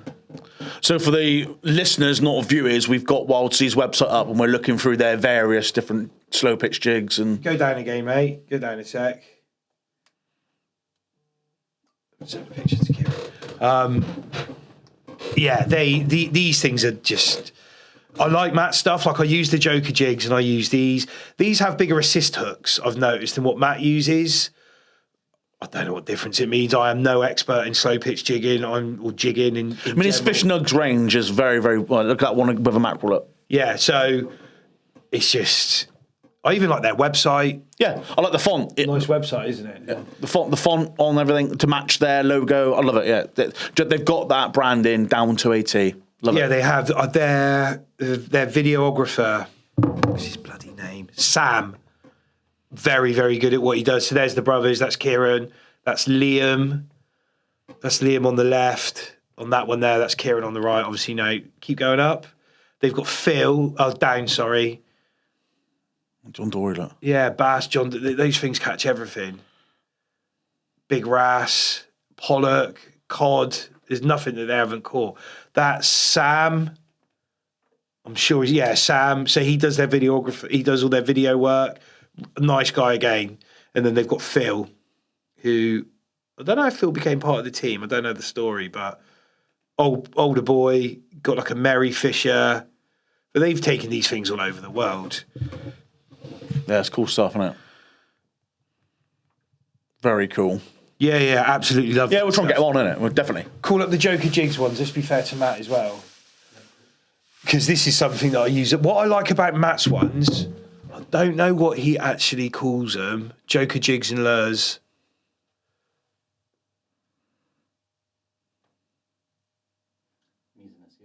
He does need an SEO specialist, doesn't he? Funny that.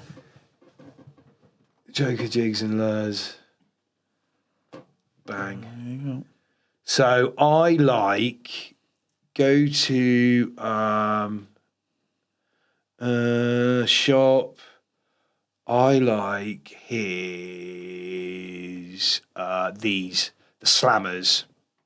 I really like these slammers because I like how narrow they are, and because we're fishing in 200 odd foot of water most of the time, when there's a bit of tide, I feel like there's a little bit less resistance against those bodies. Yeah. When I've my go, if I'm putting out one of those filthy Macs where that wider body, I get a bit more drift off. Lots of tumble that as well. Yeah, from under the rod tip. Whereas these, I find if there's a bit of tide in this deeper water, and I'm in deep water, I'm using these. I really like these. Come off of those a sec, mate. Come back out again. Shop. Go down to his fluorocarbon. Here, I've heard really good things about this. I haven't used it yet. No, he sent me a couple of spools. I've not managed to get around to using it yet. But did he? As the season starts, I'll yeah, there is. It's super low diameter. It was a big deal. Fucking right. He did say it was a bit the real deal. We'll clip that. I mean, yeah. Come out of that one. You've got his Mayhem range as well, which I use when I'm inshore. There's loads of little pout inside the Dartmouth castles at the moment. So the I know Ben at UK Fish Slayer was using these the other day. Saved the day. The Apex minnows and the Mayhem jigs as well. I've done a lot with the Mayhem jigs. Yeah, why not? Why not?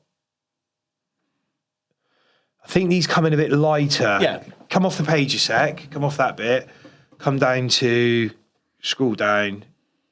What's the weights of them? Additional information. Oh, yeah. Oh, no, they go up to 150. I'm using the 80 gram ones because that's what he left. But it's a really good one. Really, yeah. We'll get back on. Like I said, when I spoke to him about it after the slight error, he was mad keen. So, yeah, it was. Yeah, we're getting back on. I enjoyed that one. Yeah. So that's all the podcasts. That's it. We've covered it. I mean, obviously. Yeah, I mean that. So let's talk about you quickly because I know you like to talk about you. Well, yeah. So how's your season been? Because you were, I think it was that Ben Field one. I sniffed something was going on when you and Henry were like. Giving it all that rod flick stuff. Yeah, and then I think you two together would be really good. In some stuff like that, and I thought, okay, and then the announcements came out. You are. So basically, it's in true Danny style. It was a fucking shambles to start. What way? Well, it was just a shit winter with the weather that we had. Obviously, then the day after Mother's Day, my mum passed away, and then that was quite quickly. So it was kind of like a real crappy start. And obviously, I really struggled with one was like childcare. Couldn't get the childcare sorted out properly because they were having her quite a bit. But then obviously getting the momentum back in.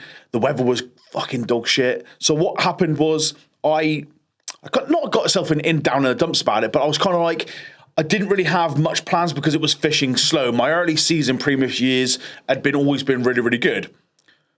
Then I spoke to Ben.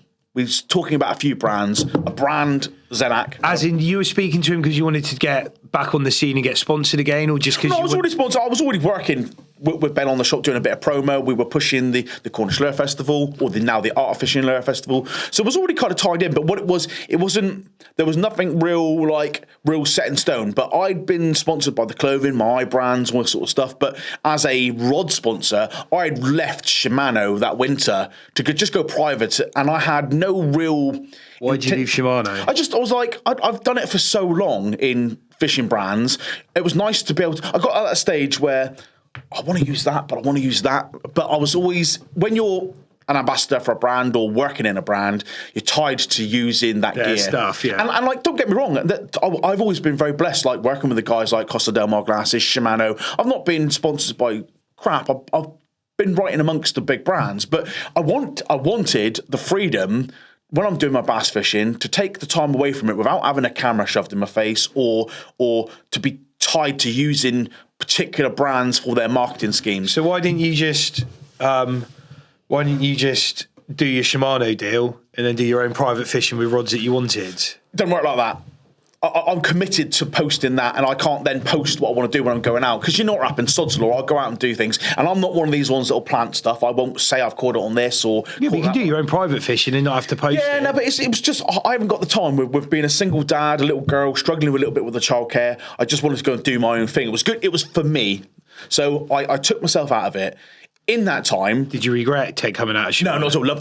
Loved it. And I would have said, if you had asked me a couple of months before talking to Ben what I was going to do, you would have really struggled to get me involved in another brand. But Ben's relationship was different because he's independent. Ben is a shop and he's a distributor of brands, and almost all the brands that he imports are brands that I love. So it was like, rather than me being tied to just a brand and having to hide the other stuff, I could use whatever I liked, and it all worked for Ben. But you're Zanek. Yeah, but Zenek then switched around because Ben became the importer to the UK. So it was like, bing! It couldn't have worked out any better. So I ended up being picked up by Zenek as their only UK ambassador, which also worked for Ben because Ben's the sole importer and the agent for UK and Ireland. Also, my waterproof luggage, some of the lures, the line, goose and dry bag lines. they made looks lovely. Yeah, and they do some really cool stuff. So it was just one of those. Why haven't you got one of their hats on? What have I got on? Bass knuckles. Yeah, we've had that conversation. Yeah. But I think it was, for me, was I just. So why haven't you got their hat on? Well, because they don't make very good hats. Yeah, simple as that. Simple as that, Andrew. Right, okay. So answer the question, Danny. Answer the question. So what happened is I inadvertently found myself working for a shop rather than a brand, and which gave me the freedom to use a spread of brands. And actually was like, this works really well. Because I already like the Goose and Line. I love Zenak rods. I like HPA luggage. I like some of his brands of his lures, the soft lures, Eco Gear. So it was like, it's a match made in heaven. I didn't have that commitment to stay to one brand and only use their gear for the sake of only using their gear. So I got to have the freedom. It wasn't planned. It just kind of fell into place. That's the conversation that you walked in on, me talking to Henry, because that was when Henry found out about this. That was kind of like the. Didn't walk in on it. I was stood there listening away. They heard about it, and it was really good. It worked really, really well. And actually, that's progressed nicely with like my Devon Bass Bash comp, because I was then made like admins in behind the scenes of the Art Fishing Festival. So Ben brought you on board. Yep. Made you admin of his Bass Festival, and then you started your own. No, I already all the ideas. I already had that. We basically when we spoke, we were gonna like, do we combine them, because he was wanting to do a Devon comp as well. It's like a South. So what's his? Cornwall only, yeah. So, but we were gonna spread to them. He was like, well, you're already working with me. Let's do something. So in the future, I can't say too much yet, but in the future, there's going to be some things happen. But it just was really good. And so there's a Devon Bass coming. Bass potentially. Potentially. Yeah. So, but what the irony, and it was in true fucking Danny style, and it can only happen to me. So the year goes out. I'm already tied in with Zanak now. I've got a few prototypes. I'm doing some bits, and I'm using the lures. How long are you tied in for? It's open-ended, yeah. It's open-ended, yeah. We talk each week, and it's really good. It's actually a really genuinely nice, because they're so small and it's bespoke brands and limited numbers of rods that they make. The relationship's very different to, like, say, Shimano, which is a multi-billion-pound company. So the relationship's really good there. But what happened is it gave me the freedom to push. And this year, I wanted to fish the Cornish Lure Festival, or the Art of Fishing Lure Festival, as a punter. Just go and do it. And the previous year, me and Chris had done it with Shimano. We took the Shimano van down there. He ends up the day before getting food poisoning because he had a dodgy Chinese at mine. Ruined the whole fucking weekend. And poor Chris, I felt so sorry for him because he was shitting up and puking everywhere in car parks. Ruined the whole weekend for us. We couldn't do anything because he was so poorly. So I was like, this year, I'm involved with it. I've got a bit of a head start. I know where I'm going. I'm going to be doing some of the stuff. Tricky did it, didn't you? Yeah, and so what's coming here. Yeah. So we get out. It's all planned. We'd put in so much effort into this. We'd really grafted it. It was really good fun. We go out off the very first fucking day. We've signed on at Low and Chai. We've gone down to the mark. We got there. I am 100 yards down the estuary, climbing across some rocks because the tide was high. Because people said we couldn't get around this point. The water was too deep. And I was like, no, I'm just going to fuck it. I'm a very competent wader. I've spent my life wading. Yeah. So he said, no, it's too deep, mate. You can't do it. So local knowledge, I rely on local knowledge. He knows better than me. I've never been here. Climb across the rocks, fucking slips. Within an hour of being there, I fully dislocate my shoulder, smashed myself up, landed a heap at the bottom of these rocks. I'd only been there an hour on the very first day. Because that was the same weekend as the tuna tournament, and I phoned you up and went, I've had an absolute stinker, and you like, I've smashed myself up on the rocks. Within an hour of getting out the door, I've slipped. I've fully dislocated my shoulder. It's gone. I've slipped and I've turned, and what's happened is I've put my hand down. It was just so quick. Because my body's turned on the way the rock was chamfering away from me, it's gone then behind me, and I then slid all in a rock, and it's just ripped my arm right up behind me, crunch, and Tricky's kind of half-ass caught me. I've landed in a heap at the bottom of the floor. Arms all twisted up. I've had to kind of get my arm back from underneath me. It's all crunching and fucking... You didn't fish? No. I popped it back in, and we carried on fishing the whole weekend. Popped it back in. And it was awful. The noise, it was pinching, and it was getting worse. It was swelling up. Didn't sleep that night. Fished it, but it got to like the Sunday, the day of the sign, and I said, I got up in the morning, I just said to Trick, I'd done like 3 days at this point, and it was twice the size. It was absolute ag. I could barely use it. I was getting pins and needles in my hands. Because I should have gone to hospital and got it, because it was went right up behind me, and I just kind of like junked it back in and carried on. But it was a fucking total write-off. So in true Danny style, that ruined all that. It was a really good comp. Everyone else had a good time, but I, tail between my legs, went home and had to go to hospital and get it all sorted out. But then, because the season had been so shit with the weather, I'd obviously struggling with my childcare. But actually, as the season progressed, things slowly came into place. I started then going out and catching some fish and getting out and doing it. Work was a bit slow. I was then getting the confidence back in. Florence is now older, and the way that she goes to her nan's a little bit in the week, and some weekends where they have her when I'm working, we changed that around a bit, which meant I had a bit more free time to either do my guiding or working if I was working at the shop. So actually things progressed and ended up with a really cool season. Obviously me and Tricky fish every week. We have an absolute ball. By this point, the summer's coming to a tail end. We've done our stuff.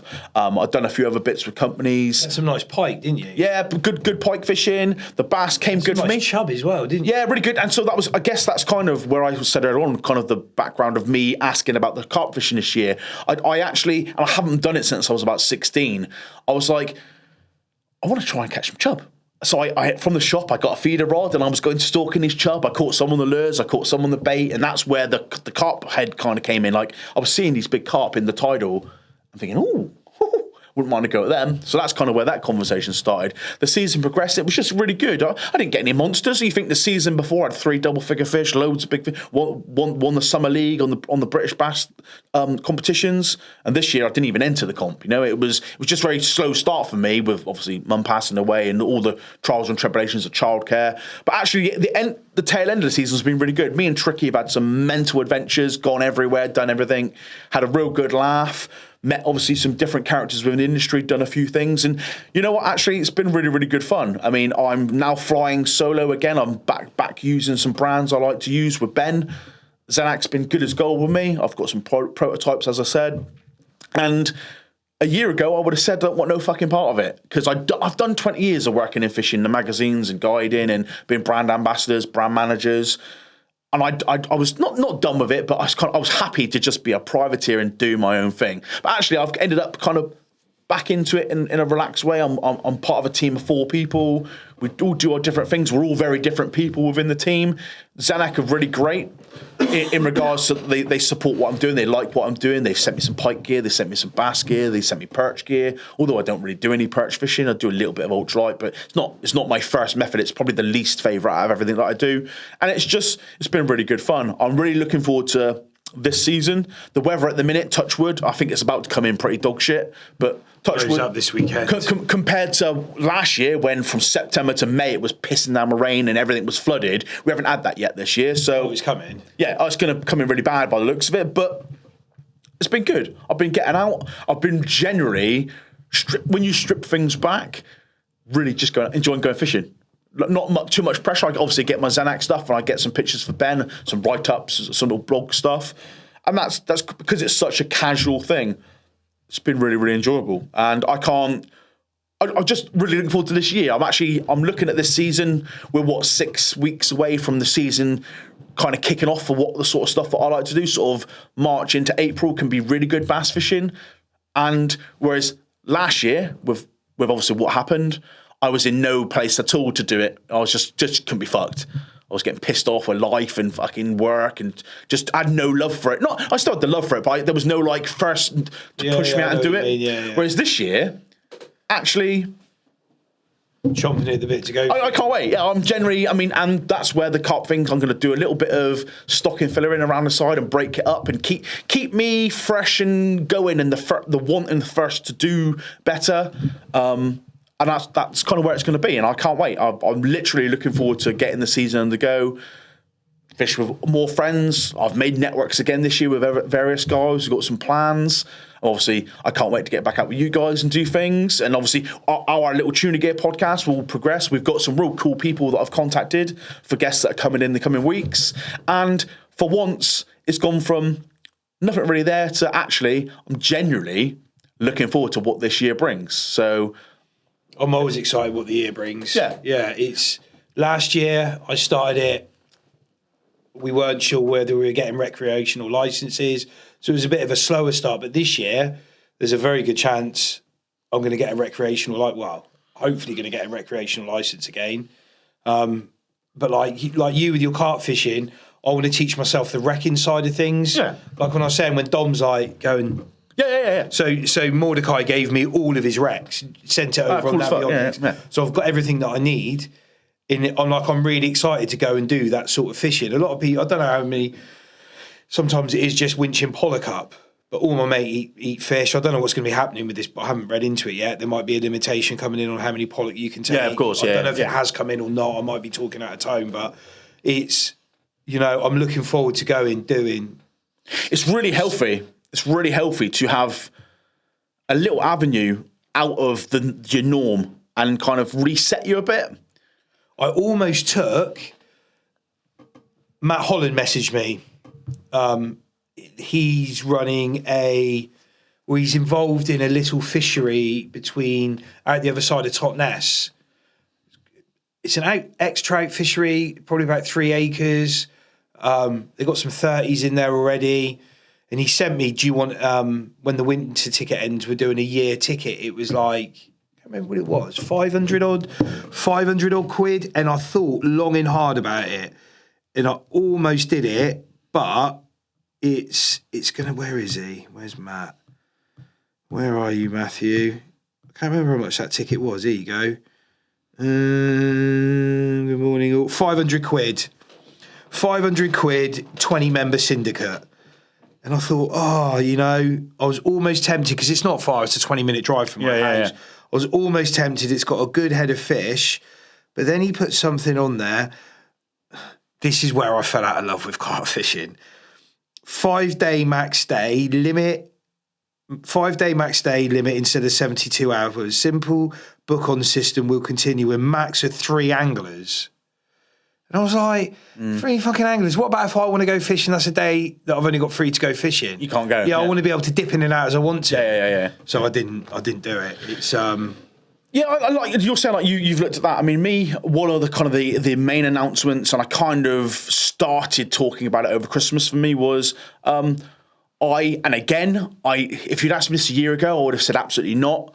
But I reinsured myself as an angling guide this year, and I've set up lure fishing with Danny again, which is something that I've not done for quite a while. And for me, I'm not going to do loads of it. I mean, I know we've got some fantastic guides locally, Mark Cowlin and people like that. Mark was the first person I reached out about it. I'm not by no means going to be on his toes or on even fishing his waters. I'm going to do a little bit because I work in a shop. I get people every day ask me, take me fishing to do this, do that. And I thought, you know what? If I can get in 1 or 2 a fortnight, just take your people out and showing them and teaching them, why don't I do it? The insurance was fairly cheap. I've already got it there. I've got all the gear. I've got the support of Ben and being able to get me guiding kit and all that sort of stuff. I thought, fuck it, I'm going to do it. So actually, I've gone full circle with it. Something that I never in a million years thought I would do again. How's it gone this year? I've only took 3 people out. because I'm not pushing it yet. Oh, you were a super big deal. I am a fucking big deal, yeah. But I'm gonna really get into my teeth into it as the season progresses.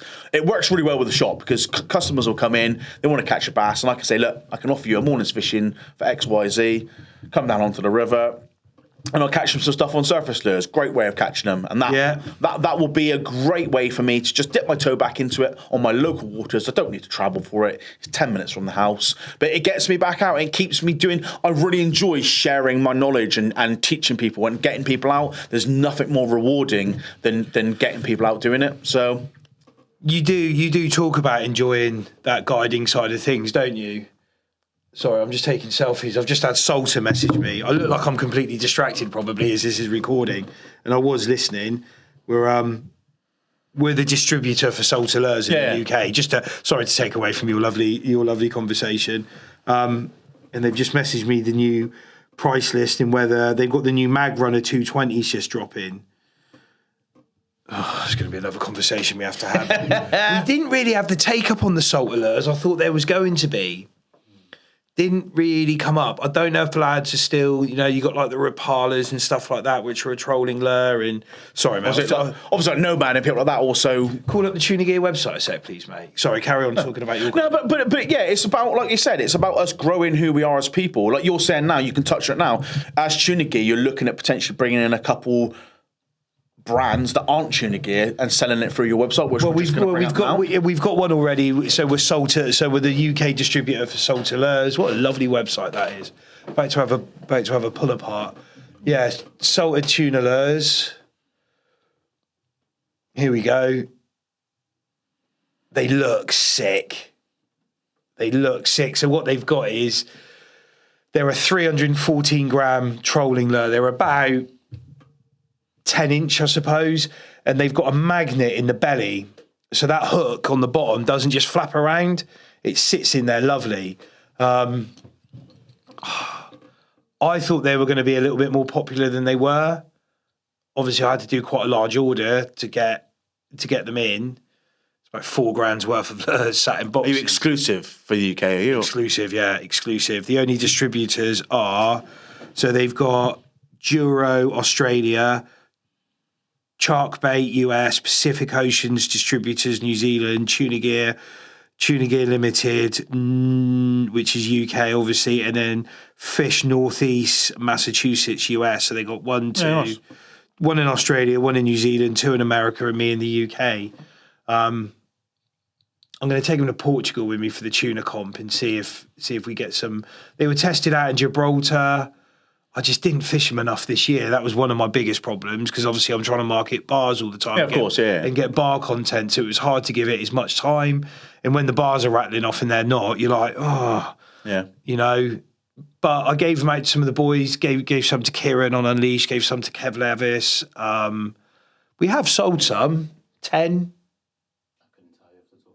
10, I reckon. It hasn't been a big number at all. Yeah, but also as well, I mean, it's a brand new thing. You mentioned it earlier. Yeah, I mean, you're in a market there, in that style market where there's some very established brands. And you're always going to, we're the UK, we're not the biggest industry of it in the world, so we're still growing here, so it takes time, doesn't it? Well, we're doing stuff like we're bringing in the Wolfpack range.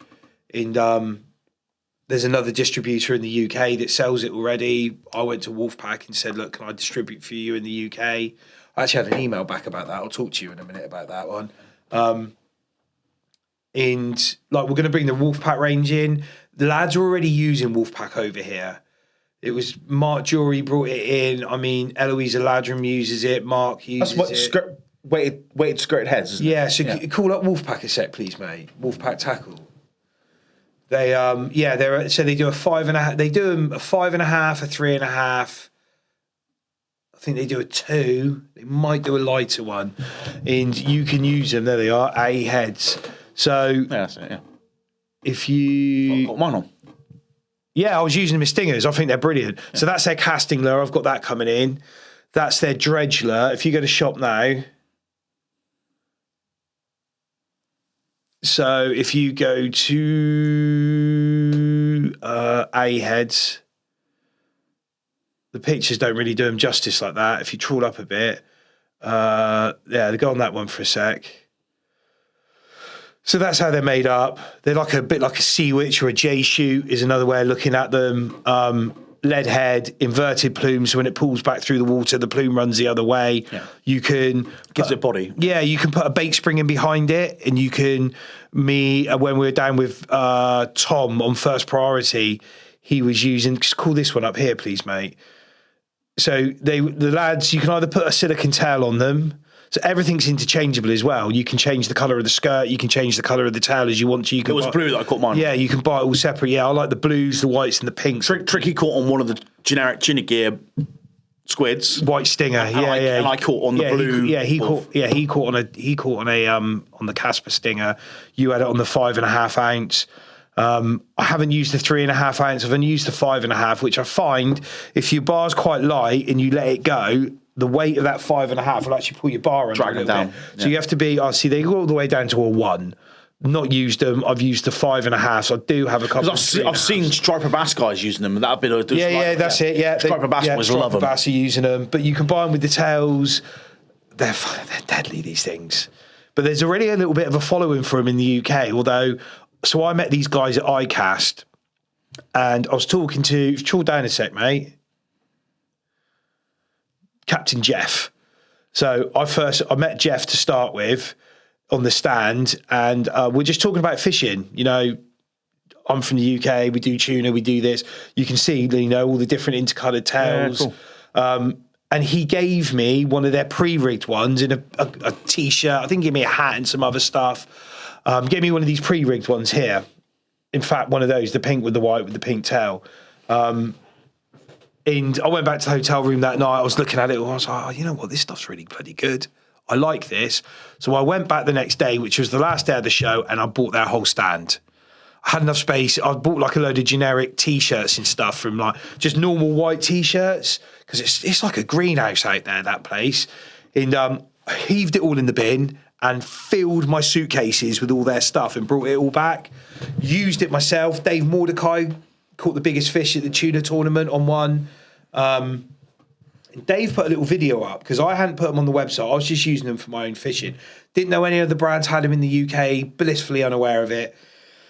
And he got a message from Rob Thompson, who's the skipper of Eloise of Ladram. Why are you posting about these? And Dave's like, well, I'm doing Andy a favour. You know, he's probably going to end up selling them. They're our secret weapon. We've been using these. Then I find out that half the guys in Falmouth are using them. Mark's using them. He's using them. And that's when I found out that one of the other brands was selling them already and had more of their range in than I was planning on stocking. They do rod leashes and like Tuna Gear's now got its own rod leash, which we haven't released yet, but I've had them on the boat this year. Got 5 boxes of them out there. Just haven't had a chance to put them up.